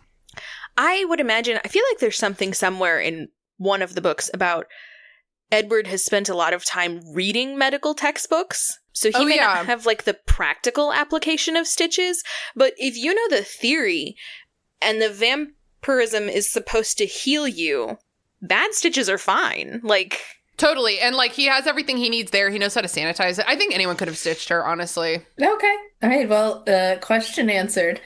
I thought you were going to ask how come the Spanish flu bacteria didn't become vampire Spanish flu. Oh, no. I would love to discuss that. I don't think we have time for that today. What was I going to say about her C-section? I guess nothing. It is just like so many things in Twilight, both extremely horrifying and the only logical conclusion. Yes. And I'm glad that we didn't have to see it. We sort of like heard about how it felt. We heard about it. Yeah. And I think Jacob's in the room and Edward's like, just stay up there with her face. He's like, you need to keep doing CPR to keep her heart beating. I'm doing everything else. It's a bit of an interesting reversal because Jacob is like up with her. I mean, he is doing CPR, but like that's usually where like the father would stand during like a traditional delivery while Edward's down there doing the doctor's job with his mouth. Man, as afraid as I am of pregnancy, like that's always been something in my adulthood that I've been just physically afraid of, like the medical aspects of pregnancy. To know that my man had to use his teeth to cut her out of me would just... That would be just such a hard no. Do you think she ever knew? Because did she specify that she remembered that aspect? Because none of them told her. Page 303. Okay. Oh, she's not a part of this conversation. Nothing. I don't think she knows that. I think you're right. God, isn't it cool how they all just always leave her in the dark? Ugh. I don't want to talk about this anymore. Okay, let's move on to Bella's transformation because I find this to be very fun. I don't like her as a character until she's a vampire, basically. I would agree. I want to start with a quote that I think demonstrates how unprepared she was to make this choice. They're talking on page 27 at the very beginning, before even they get married. They're talking about her future transformation. And Edward says, frozen forever at 18. And Bella responds, it's every woman's dream come true. I do disagree. not want to be 18 forever. No, Well, but and, when you were that age, you thought that's what people wanted, because This was peak. media portrays that women just want to be young forever, and especially in that time period in 2008, like Forever being 21 young forever times. is the perfect thing. And I fully agree. I would not want to be 18 forever at this point in my life, but for the time Maybe at period 18 we felt that way. and her being a dumb teenager. That's the thing. She's just unprepared for all of these decisions. That's why we make people wait until their prefrontal cortexes are developed to do things like get married and become a vampire. And I also meant to mention this when we were talking about their wedding and like how young they are. I personally think that dry weddings should be illegal. Agreed. I don't think you should be allowed to host a wedding that doesn't serve alcohol. And I cannot fathom being at your own wedding and not being allowed to drink. And I know that they're Mormon. I know. Yeah, so that just I doesn't know, even but occur like, to her. fuck. Fuck. 18 forever is no woman's dream come true because you can't go into a bar and get a little happy hour margarita. Like, what the fuck? That's what Jay Jenks and his fake IDs are for, though. Like, Fucking Ooh, so Jay Jenks. true. also, do you think alcohol actually affects the vampires? Oh my God. Well, I've been rewatching What We Do in the Shadows lately, and she's like, I've been drinking liquor blood. Because, like, they can't drink the they can't drink the alcohol, but they can drink the blood that has the alcohol in it. So I like that logic. I'm glad that you bring up What We Do in the Shadows because and what we do Sorry, that sentence in the context of Twilight is so funny. It's like the two opposite ends of the vampire spectrum. Yeah. And What We Do in the Shadows is very clear that if the vampires consume anything that is not blood, like if they consume a drink, a french fry, anything. A single french fry. They Just trying to have some chips. horrifically spew bile and They get projectile so vomit. sick. They projectile vomit blood. Almost immediately. Do we know what would happen hypothetically if any of these vampires, like, just for the heck of it, for appearances, ate a fry or had They Or say maybe in like the a full first one- hard-boiled egg. They state in the first one, the eggs. They say in the first one, we can eat. It just tastes like ash or so. Like there's no Oh. need. Tastes like ash is so sad. I would not want to live forever without food. I do remember other Bekah saying that now, actually. Other Bekah How did that say gets that. processed, I don't know. Because do you Oh, think yeah. these vampires shit? I never even considered that. That's so crazy that I never thought about that before. They absorb it into their skin, and their skin becomes even denser. Maybe. Because if they do shit, we have one of two options here. Either your entire, digestive system is still functioning, which is kind of interesting to me due to previous conversation about no circulatory that we understand, or it runs straight through them and they shit out exactly what they ate in that form. And also, like, kind of right away, right? There's no processes. It just, like, comes right out at the right? other Yeah. end. Yeah. Like a marble tower. It's like when that happened to you guys when you eat corn. You ever peep in the toilet and you're like, oh, there's just straight up corn in there. So Oh, okay, I I hate looked that. that up because I was really curious. I was like, why does my body not digest corn? Right. Bekah, I love your brain. I have a lot of questions, and Google's my best friend, okay?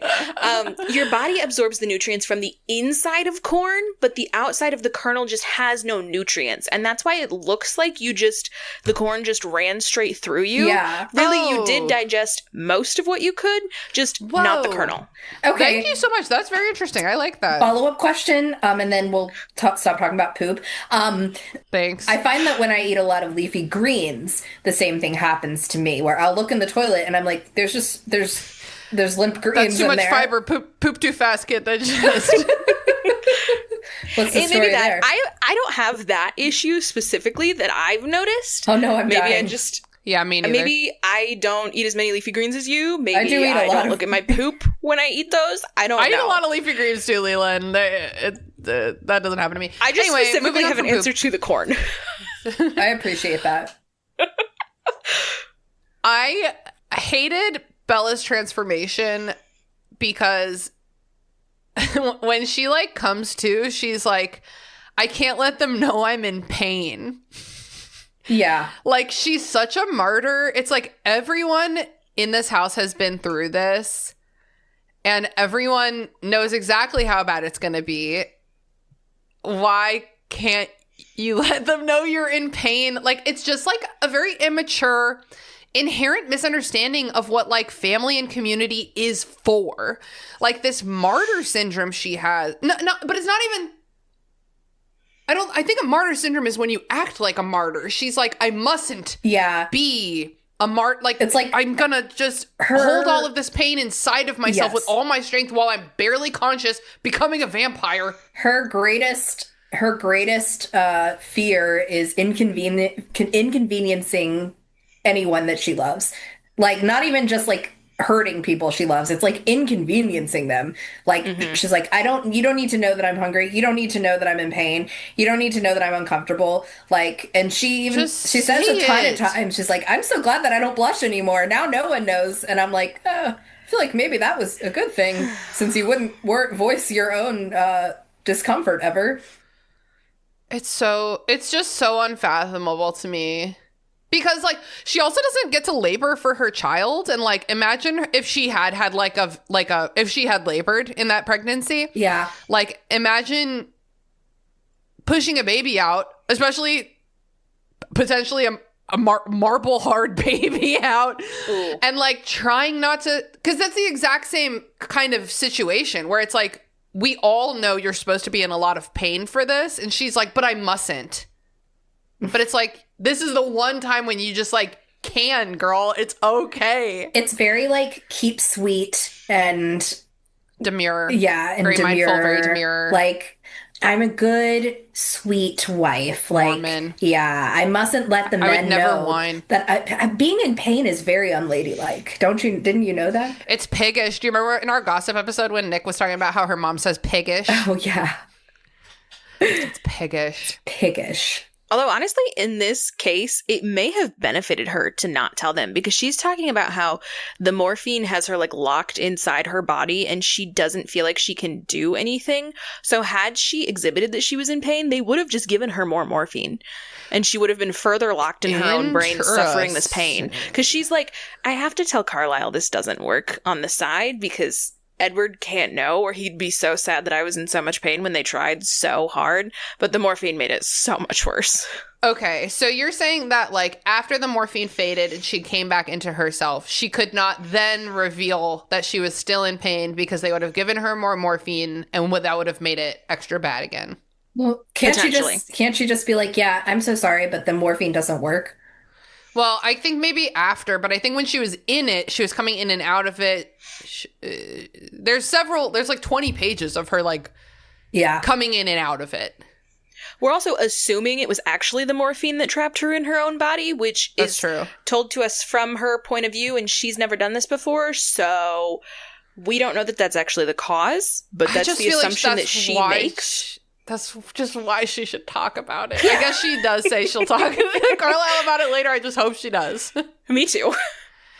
And then it leads to, at first, when she's like a newborn, but she's like able to resist human smells. She's able to like hold Renesmee right away. And at first they think that her talent is just exceptional self-control. That sucks. And when they said that, like I said, I didn't remember this book. I didn't remember what her power was. And so when she said that, I was like, I'm going to fucking jump off I'm going to That jump off sucks. the cliff in La Push. If her special power is that she has exceptional self-control, because that's the most Mormon fucking thing I've ever heard in my life. Yeah.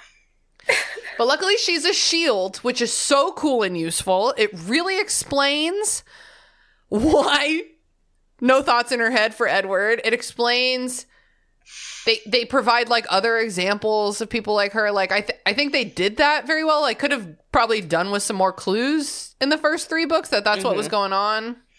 But I do think that if that was not Stephenie's intention from the beginning, I think she did a really good job writing herself out of that one. I think it probably was because they had the whole, Jane doesn't work on her. Yeah, Ara couldn't read her mind either.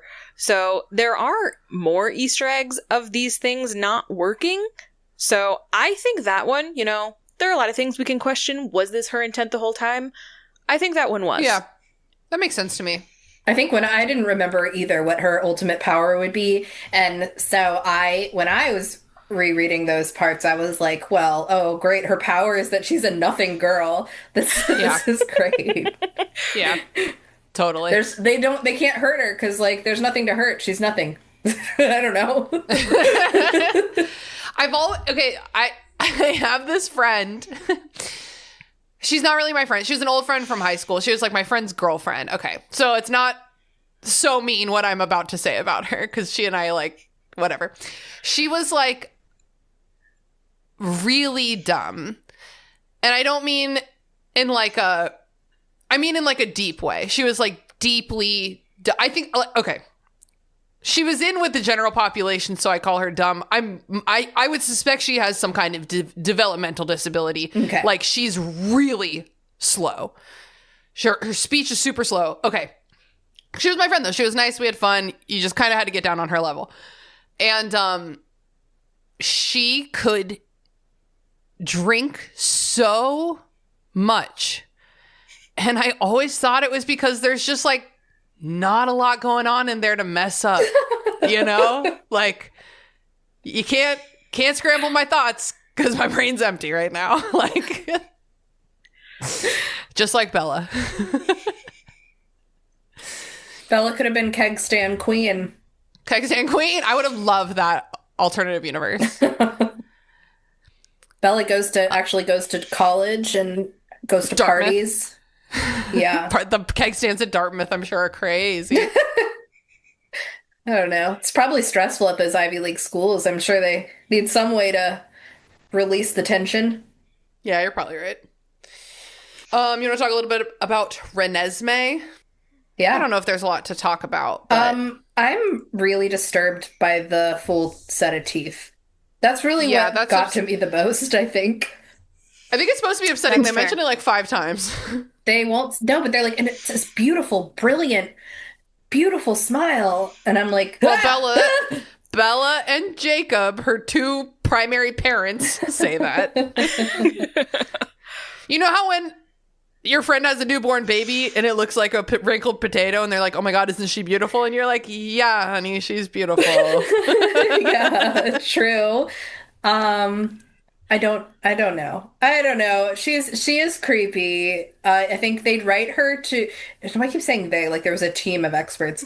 It is Stephenie. Stephenie writes her to be, like a beautiful and adorable and sparkly, and she is. But like, she's just so creepy. There's just because she shouldn't exist. I guess she's an abomination, She's like inherently creepy, and I think that's why you have to give her the superpower of being able to convey her intentions to anyone instantly, yeah, True. Like don't worry, I'm just a cutie girl. I'm trying my best. I think that her name is just so fucking lazy. Her middle name is Carly because of Carlisle and Charlie. That's actually cute, though. That one is cute, but I just think the reason behind it is fucking stupid. It is really stupid. Also, there are other names other than the names that are already in your life. She's like, who's close to me? Who's a guitar? Her middle name is Zero Cullen. Like her middle name is Alicely. It could have been worse. If it had been a boy, she could have named him Jedward. Jedward Like is for awesome. some reason as a boy, oh, you and your father were both named Edward, so we'll name him Edward. And as a girl, I need to throw some letters in a bag and swish them up and, oh, look, here's a combination of names. It is like you pulled your hand in Scrabble and you're like, fuck, it's all E's. What can I do with this? I do like that Jacob roasts the name choice a couple times, and that's why we land on Nessie. Okay, question for you guys. What do you think would have been a better or like more natural or cuter nickname for Renesmee? Because it can't be Renee or Esme. Mm-hmm. I would probably call her Ren. May. Ren. May, very cute. Oh, May is cute. May. May. Ren. May is cute for a baby too. Yeah, Rennie. I think that like a lot of babies have names like that. My brother Ryan, we called him Rai until he was like 2.5 years old, and then his first like full sentence ever was just like, "My name is Ryan," and we were like, "Whoa!" All right, we never sir. called him that again. But I do think that, yeah, May is very cute. I think Ren's cute, but that's only because I know a cute cat named Ren. Nessie. It's definitely not my favorite. I sure as hell see how they got there, and it is a name. It's better than the name. I mean, Yes. it does automatically make me think of the Loch Ness Monster, unfortunately. But it is still better than the name. Yeah. Yeah. For Christmas, her parents give, and like, granted, she's a developmental nightmare. Like, what is she? Like, the body of an 18-month-old, the intelligence of a 6-year-old, and the vocabulary of a 2-year-old. Like, It's horrible. But for Christmas, okay, so there's no, I mean, I'm sure this stuff happens behind the scenes, but she's pregnant for like a month. Mm-hmm. There's no baby shower. There's no registry. As far as we know, there are 0 baby materials in this house. Babies require a lot of material. We don't hear anything about diapers. We don't hear anything. There's no changing table. I think they mentioned a crib at one point. And then like for Christmas, her parents give her a golden locket and an MP3 player. Not like some blocks, some Tinker toys, maybe like one of those things where you roll it and it pops like a lawnmower. Like, not a single toy for this child in a house full of adults. Those are better than the woven promise bracelet. Oh. I'll take an MP3 player for that any day. Jacob's like, I don't have any money, but what I do have is embroidery thread. So wrong with him. Do you think he made it, or do you think he bought it back on the res? I think he made it. I think he made it. He loves her so much. He really does. Honestly, like, imprinting is, and that's why I'm like, we have to move forward with this, just assuming imprinting is fine and cool. I love that. I love that he's so obsessed with her and he just wants to protect her. And like, she knows how to sit between his shoulder blades to ride him into battle. Like, I think all of that is very cool. So here I don't know where else to fit this, but it kind of goes with what we're flowing. So we talked about, Leela, you said she's an abomination. So she has 24 chromosomes, right? Oh, yeah. She's a genetic abomination. Yes. Right. So because She's vampires have mutant. 25 and humans have 23, which I think if you have different chromosomes, as far as my science knowledge goes, I don't think you'd be able to procreate. That's beside the point. The wolves also have 24 chromosomes. So my question to you is, had she not imprinted with Edward or with Jacob, would another wolf have imprinted on her? Because she's the only female in their vicinity that is genetically similar to them, that is not a genetic dead end, as Leah so sadly called herself. Yeah. I think it's like really dumb that they brought genetics into this at all, because like, why should vampires and werewolves have like different genes? Because being a fully fledged werewolf like just is a magical concept. It's not the kind of magical concept where you can be like, oh, here's a gene for that. In any world, we're not doing that. I think it's dumb. It's dumb that there's different numbers of genes, and it's dumb that it's like, oh, her genes are perfect for my genes in terms of number. Like, it's just like, what a bad reason to pick a mate. I don't know. What do you think, Leela? I'm not educated enough, but but I don't think Stephenie I was surprised is when they either. brought up genes. Yeah, because I am not really a science girly, but I do know that that stuff makes a huge difference. Like you kind of Sure become like does. a different type of thing or person or you know? So like you can't just be like, yeah, and I've got an extra one because I'm extra cool, you know? Like I'm extra powerful because I'm an extra cool vampire. It's like I think you would have some serious developmental delays, my guy. Like I don't know. But again, I'm not a science girly, so Becca, feel free to correct me there. That's about as far as I got. But it is really interesting to me that the vampires have two more, because that means during the transformation, they grew two more, which is definitely not how this works. Yeah. I will say that isn't Down syndrome caused by having an extra I can't ever remember if it's chromosome? an extra one or missing one, but it is one of the. It is something about the chromosomes are not paired up the way that is considered typical. Yeah. I think it's an extra one. So I think an extra one does give you superpowers. Damn. Makes you fun and charismatic. Granted, as you mentioned, I do think it also makes you developmentally delayed. Yeah. Any other notes about Renesmee? I like forget her name, which is so crazy. I'm like, that can't be it. I don't think so. Yeah. No. I want to talk about just like the last couple characters. I really have been like so bored by Jasper and Emmett in this book. They just are only muscle, nothing else. Like they have nothing helpful to do at all except for like restrain Bella from various things. Boring. Yeah, that's Emmett gives us some fun one-liners when they're arm wrestling. Oh, yeah. Yeah, and he's Leela and I watched that clip the other day by accident. Yeah, the arm wrestling's good. And he makes funny innuendos that we don't get to hear to her dad.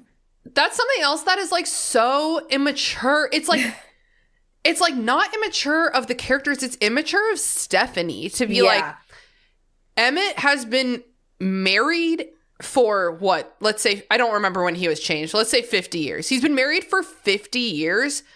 Sex after 50 years, because for me, this happened after like 7 years. It's not so funny and titillating that you're like still making jokes like this about like there's a difference as well between making a joke about sex. We love a joke about sex. Make a joke about sex.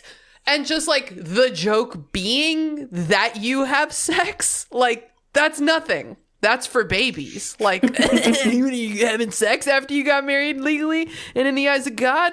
That's hilarious. And it's like, that's not funny. I mean, that's not a good joke. He really thinks it is, though.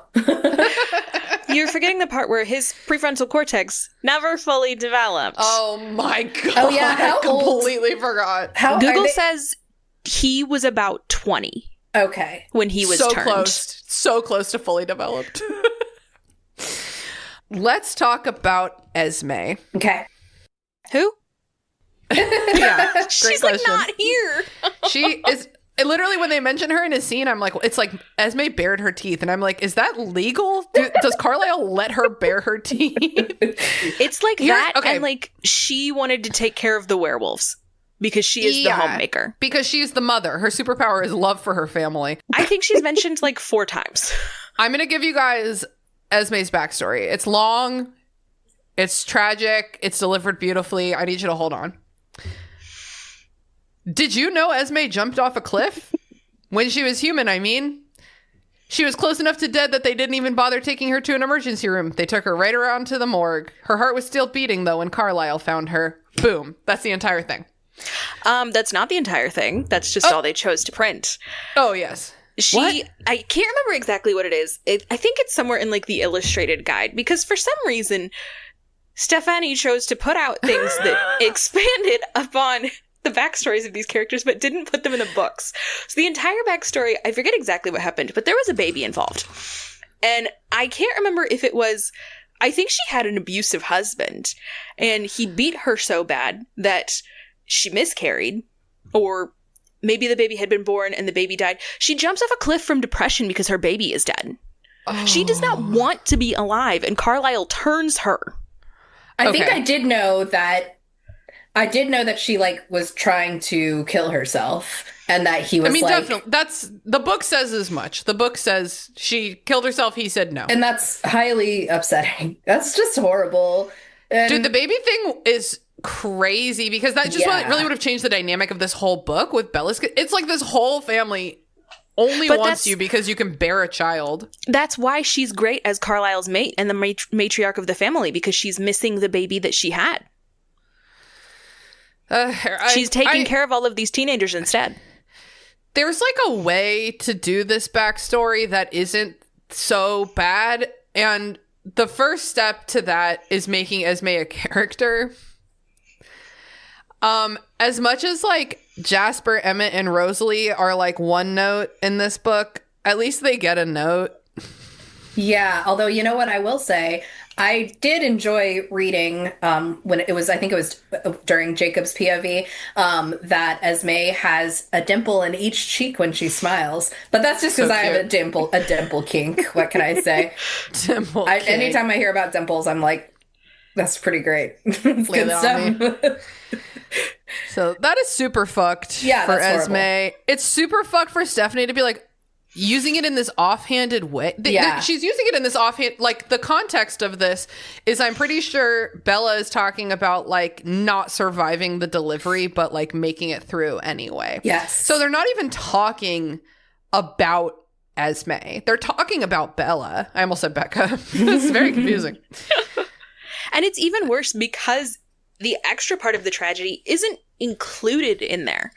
Like, why did we need to put that in the supplemental material or on her website? Weird. I forget exactly where it's located, but it's not even good. It's not important enough to put in the story, but we can add more trauma further on.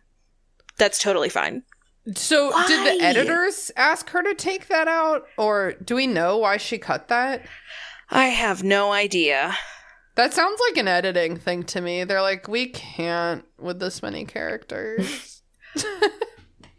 I don't know. I fucking hate that. And Jasper gets this whole epic backstory about how he was a Confederate hero. Yeah, we had to hear a lot about that. And his personality has as much character as Esme's does. Why not give her some backstory? I was the youngest major in the Texas Cavalry. Yes, ma'am. Yes, ma'am. I do love a yes, ma'am. I do. A yes man with a good husky Southern accent is it's good stuff. He had so much potential. It's giving Sam from Holes saying, I can fix that. Like same energy. Yes, ma'am, I can fix that. Charlie. Yep. Charlie. Okay, how do we feel about Jacob looping Charlie in? Because what happens is one day Jacob gets fed up and goes to Charlie's house and is like, Charlie, I'm a werewolf. Charlie, look at me transform. I'm a werewolf. Okay, use your imagination, etc. ... You should come see your daughter. And Carly's, and don't ask questions. Carly. Yeah, don't ask questions. And Charlie's like, I would never ask a question. I don't want to know any of this. Which is so wild to me. How can you just not? I mean, as previously stated, I have a lot of questions and I Google a lot of things, and Charlie couldn't Google things about werewolves. But how do you just get presented with all of this and go, yeah, I'm just not going to ask questions. I don't want to know. I want to see the same montage that Bella has in the first one where she Bing searches with vampires. Yeah, and then Charlie doing the exact same thing, but it's like he's like, wait, I don't want to know. Like, how do we feel about Jacob taking that, like doing that? He didn't ask anyone, you know? He just did that. Yeah, I guess it was pretty fucked, but I liked that Charlie wasn't in the dark and cut out forever like their original plan was. It's so fucked up to me that Jacob is the one who's like, there's got to be a way around this, instead of Bella, who's like, I just won't see my dad for the rest of my life. It's like, no big deal.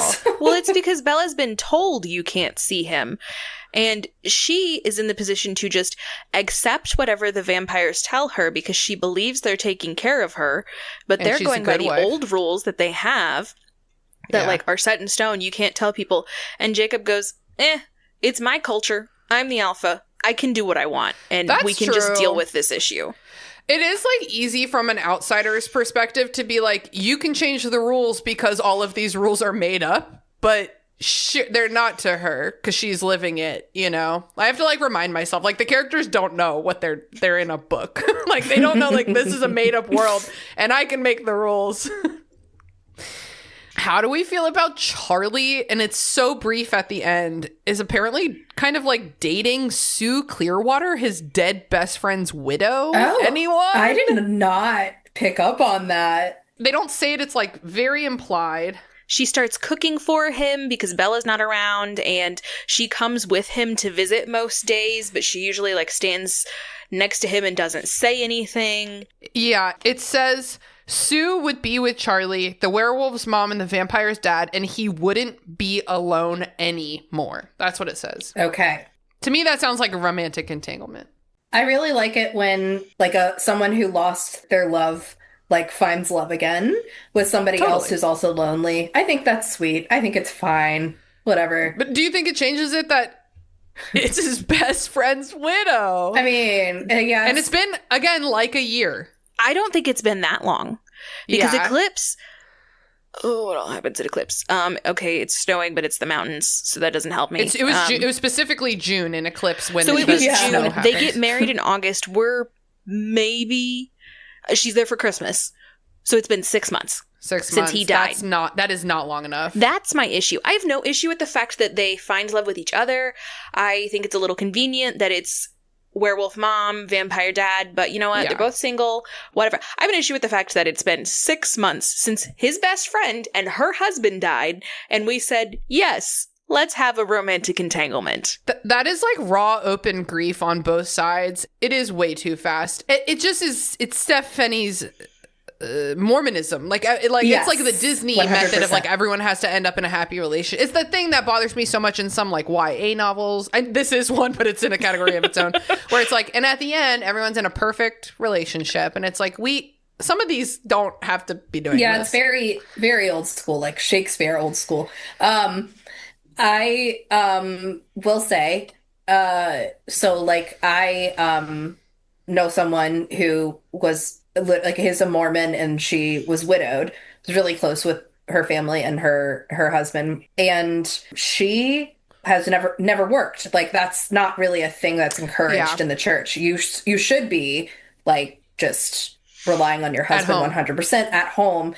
And like she had to remarry. Like there was that's sad. and so I mean I obviously although religion and like Mormonism specifically is not explicitly referenced in this book, I think that that's just how Stephenie is thinking. She's like, well, This person that you're talking about, did he die like suddenly? yes. It was a heart attack. It was unexpected. And the movie and the book kind of leads you to believe different things, but basically I think what turned around is he turned around and he saw Victoria and she scared him to death. Yes. Well, that's what I was going to say is I remembered that. What's his fucking name? Clearwater Harry? Harry. I remember that Harry died suddenly. That's why I was asking about the person you're talking about, Leela, because I think them dying suddenly, it makes it much harder to get past that grief. You know what I mean? Yeah, he went in for some kind of operation. It was like not a scary operation, like some kind of routine operation, and ended up like something crazy happened and he died on the table. That was is very scary. horrible. Moving past that. Yep. Any other feelings about Charlie? No, just like learn how to cook and like stop relying on women to take care of you and be your servants, maybe for 1 second. Because what did he do for the 15 years that Bella was gone? He ate like Why can't he just do that again? cereal, takeout. My beloved boyfriend Greer. He's a good man. Much like Charlie Swan, although he hates cops. Greer was never taught to cook. And he just like doesn't know how to in like a very deep to the core kind of way. And if he's feeding himself, he's doing so from the freezer or by going out. And that's like probably my least favorite thing about him, but we're working on it. And like we were roasting Charlie, I think at the beginning of Eclipse or something, he puts metal in the microwave. Mm-hmm. And like that's obviously a big no-no. That's like a huge safety hazard. They teach that to children. But like Greer, before I asked him to cut up vegetables and he like put it in a pot that was not yet on heat and did not yet have oil in it, you know, like stuff like that. It's like a much smaller, like surely everyone knows that you put the pot on the heat, you put the oil in the pot, and then you put the vegetables in. So there just is a kind of man who, to their core, has nothing in the cooking department in their brain. Yeah, no, I'm working on it, Layla. Oh, I'm working on it. He's like, I don't like knives. And I'm like, I am 100% sure that's because your knives are dull. I will not touch them to confirm this, but I know that it's because your knives he's never are dull. sharpened his knife. And he probably has like 1 to 2 knives that are like not the right size or like too small. Oh, well, that's the other thing. Not to just keep roasting my boyfriend, but that's the other thing is I was like, no, honey, you heat up the pan and then you put the oil in and then you put the vegetables in. And he said, oh, well, with a nonstick, you don't have to do it like that. And I said, nonsticks are for babies. And he got really mad when I said that. You also do. If you're cooking anything with any type of pan, you have to get the pan hot first. I agree, but that's okay. He knows that now. The important thing is he knows that now, and Charlie will never learn. And Greer is willing to learn. Charlie is not. Yeah. I told him it was a deal breaker for me, and he got willing to learn really quickly. Good. My last couple notes are, in the third act, Stephenie brings out 45 new vampires. Who are classic SpongeBob? Who are you people? Patrick says that. And this is something I've run into as an editor with like novice writers, is that like bad writers can't write ensemble casts very elegantly. Stephenie Meyer is not a good writer. She's a fun storyteller. She has fun ideas. She's not a good writer. Sure. She doesn't have like wonderful poetic turns of phrase. She doesn't know how to execute things elegantly. And I'm going to read you guys as an editor, this is my biggest cringe. Cheers erupted. Deafening howls filled the clearing. Maggie pounded Siobhan on the back. Rosalie and Emmett kissed again, longer and more ardently than before. Benjamin and Tia were locked in each other's arms, as were Carmen and Eleazar. Esme held Alice and Jasper in a tight embrace. Carlisle was warmly thanking the South American newcomers. Kachiri stood very close to Zafrina and Senna, their fingertips interlocked. Garrett picked Kate up off the ground and swung her around in a circle. Stefan spit on the snow. Vladimir ground his teeth together with a sour expression, and I half climbed the giant russet wolf to rip my daughter off his back and then crushed her to my chest. Okay. That's a bullet list. That's so bad and clumsy and inelegant. Is that in paragraph format, or is that in like each line is a different paragraph format? It makes it a little better, at least. Sure does. It does. It reminds me of like children's books. Like I read to my niece Charlie a lot, and like for like little baby children's books, it'll be like one page is like, and then the girl named Christina with yellow hair cheered and jumped up and down, and the boy named Greer with brown hair frowned and ate some popcorn, and then the girl named, it's like, yeah, no, I feel you. It is like, it's like you're reading a Richard Scarry book. You guys know what I'm talking about? And like all the characters in town are like labeled with what they're doing because you're two. Yeah. And you're trying to understand concepts. Yeah. It's just so inelegant. And so like as an editor, I say either everyone has to do the same thing, but then the opposite is inelegant too. Cheers erupted all around. That's also nothing, you know? So what I always say is like, pick 1 or 2 people whose reactions actually matter right now, you know? Yeah, it's like, we get it. Like, you've already introduced these characters, maybe not well, but you've introduced the 45 characters. Like, you don't have to remind us. Like, we know they were there the whole time. It's okay. Like, yeah. Any more notes about all of the vampires that we meet at the end? I think it's really interesting that we felt the need to also go, and by the way, all of the vampires that showed up mean there are randomly 7 extra wolves because the children are still turning. Yeah. Yeah. So many things happening in the third act of this book that should not have been just one line, you know? Like, yeah, what's happening come there? Again? Are we down into like the elementary schoolers now? Like what? How many boys are on that res? Yeah, I hate that. Also, it's like unethical of the vampires to be forcing them in that way. And but Bella's like, I didn't think about it, so I would guess none of the rest of them did either.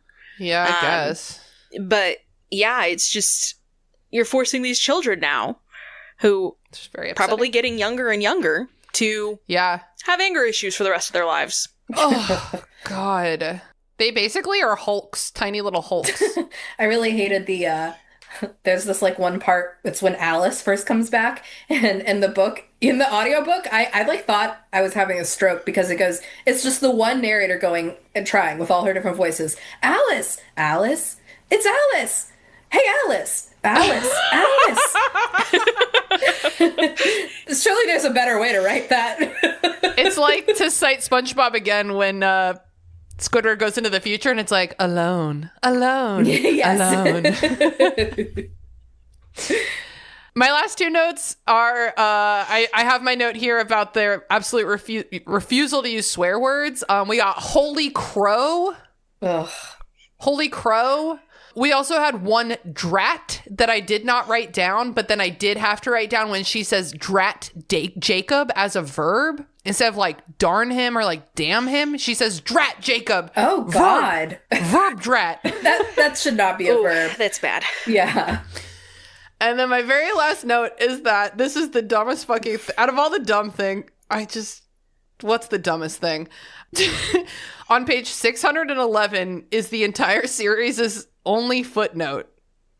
And it was Yes. Jacob being like, I can't keep these vampires straight. And her being like, see page 756, as I have written a list for you. I don't need that. Write them better. That takes me out That was so stupid. every time. I'm like, there's a footnote? And then I flip to the back and I'm like, stupid. oh yeah, I knew this was here. But what's really interesting to me is there are people on there that are not actually mentioned in the story. Oh yeah, I noticed that. They talk about specifically Marcus's partner, Didymi. I think that's how you say it. Actually, they don't name any of the Volturi Coven's partners. But for some reason, they're all in the back.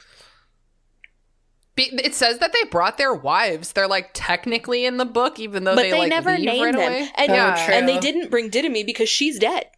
She just wanted to have Dead to fun me. with it. Like that's that's when I started writing this our Halloween Deus Ex Murderer game that we play in the Discord server. I'm like, well, I'm definitely starting with the names because that's the fun part. Do either of you have any other notes, Becca? I know you took some notes while you were reading. Anything I else have you two want that to are talk very about? important to me. Okay, good. The first is the immortal children. As a concept, this is the coolest thing she has ever given us. They say This is the Kristen Bell in is that Kristen Bell, right? In Interview with a Vampire? Who is that? Oh my god, come on. You guys have to know Interview with a Vampire. I've never Come seen know of it, on. yes, but I've never watched it. Oh my god, you guys have to watch that movie, right? It's Kirsten Dunst. I got my Kristens confused. Okay. That one's Kirsten Dunst. Plays like a 6-year-old perfect doll vampire. That's what the she's- immortal children are. Specifically says they were very beautiful, so endearing, so enchanting, you can't imagine. You had but to be near them to love them. It was an automatic thing. And like, that's such a cool concept. And to my understanding, like I tried to do a Google search, where did she take this from? Because she hasn't had an original idea this entire series. So true. I could not find a reference point that she took it from. Interesting. And like, I it's mean- definitely come up in other vampire stuff. Like I was just talking about Anne Rice's Interview with the Vampire has it. I'm also thinking about, this is not on the same level at all, but in What We Do in the Shadows, they come across these two like young girl vampires, and they're like, "What are you doing?" And they're like, "Oh, just I'm sucking some perverts. Yeah, we get all the perverts and we suck their blood." I love that use for the immortal children. Eat the perverts. Yeah, hell yeah. And that's those things like children being vampires, yes, but the specific draw to them, the attraction, the emphasis on the part where they don't ever learn because their brains don't develop. So we do know that the others don't have developed prefrontal cortexes. And that comes up in Interview with a Vampire, at least that part, the lack of development. It's very interesting. And you understand why it would be super illegal. We can't have a 2-year-old forever. Well, and then they're like, and 2-year-olds were destroying whole towns because you couldn't stop them within their tantrums. They would drain the whole town. I mean, it's obviously horrifying, but imagining it is pretty cute. Tina, can you put in right here the clip of Robert Pattinson saying Vampire baby. from an interview? Yes. Yes, I can. Thank you. Okay, what was your second thought? My second thought, this, I don't know if this is a hot take or not. This book is the most anticlimactic thing I think I've ever read. And I think that every time. They yap for like 100 pages. And they don't have any. It's just, oh, I guess it's all good now. Yes. Well, okay, so it's anticlimactic because the climax does not follow through. The thing we're stressed about happening doesn't happen. It's also anticlimactic because the first 600 pages are not building to a climax. This book has no plot. We haven't talked about that because it doesn't fucking matter. But this book has no plot. We end the series with the question mark series through line of the Volturi, which is a problem only at the end of book 2 and only at the end of book 4. Like, I agree, deeply anticlimactic. Did I love it? Yeah. But not because it was good or rewarding. They really do just, you're like, oh, are they gonna fight? And then in your head, you have that fake out scene from the movie, and you're like, oh, wait, does that happen? Maybe this is the hot take. I think that makes Breaking Dawn Part 2 better than the book. Okay. Because the fake out gives you, that climax, and then actually everything is okay. And that much better to me because we still got some action. Interesting. I don't remember those, so I'm interested to see how I feel on the rewatch soon. I can't wait to hear the coverage of that. Yeah. Hell yeah. Any final notes, anyone? I think that's all I've got. Yeah. I think I've said my piece. We've said our piece. Do we think Breaking Dawn is horny, sad, or just plain bad? Horny. It's horny. Horny. Horny. Yeah. Triple horn. I love a triple horny. That's awesome. Bekah, thank you so much for joining us for this 2.5-hour episode. I'm shocked. Whoa. Tina asked me earlier, she was like, are you okay to stay on for 2 hours? And I said, I will talk about Twilight as long as you want me to. I was going to say, Tina, you told me that you told Bekah that when we were together last night, and I was like, hopefully you said 2+ hours, because... Sorry, guys, we just want to give Twilight the time it's due. Some of our episodes are 30 minutes, and then there's this one. This might be our longest yet, I wonder. We were covering an 800-page book. So for real. With footnotes. I feel like this is proportional to the amount of pages we read. If anything, we ran short. Yeah, we did discuss even separating the book into 2 episodes the way the movie does. I'm glad we didn't, because it would have, I think that I'm glad we discussed it all at once, but it was definitely discussed because there is a lot of fucking content. There's a lot to say. Yeah. Lots to say. Well, thanks so much, Bekah. It's always a pleasure to record with you, and we got to get you back on soon with some more original works. Did you have more than To Die For, which I will always remember? No, nothing that was like complete. I got a couple of fanfics, I guess. I know you said you were going to cover fanfics at one point, so I guess maybe we can touch those if we need to. Just have to. Yes, please. Yeah, we need to get into that. I did also volunteer if you do decide to do Ice Planet Barbarians. Oh yeah, that is on our list. We'll get there eventually. I am stoked about that. Awesome. Did you have anything to plug? Any of your socials or anything you wanted to plug? No, absolutely no big deal. You can find me if you want to find me online. I'm mostly a lurker, except in the DXM Discord server. That's for $1 a month, you internet. too can be in the Discord server with Bekah. There's a lot of fun. Tina. Yeah, there's a lot happening this month. We are doing. It's too late to be a part of any of it. Yeah, but we still, I think, have some spooky watch-alongs planned with other. Nope. Okay. Nope. Well, you missed it, but still join. Still join. Yeah, well, we do fun stuff, especially around the holidays. We like to ramp it up, so please join us. That is it for Burn Before Reading. Until next week, remember, your cringe is part of you. But drat you, Tina. It's only a small part of you. And it's growing quicker every day. With a full set of teeth. Thanks for listening to Burn Before Reading. Created by me, Christina Kahn. Hosted and produced by Christina Kahn and me, Leela Hilton. Logo designed by Michael Hardison. Follow him on Instagram at RoyGBivRVA or check out his work at wildlingpress.com. Theme music by Sakura Wishes. Find me online at Christina Kahn. And find me at Leels for Reels. Follow the podcast on Instagram and Tumblr at BurnBeforePod. Or feel free to give us an email at burnbeforepod@gmail.com. Thanks for listening, friends. See you next time.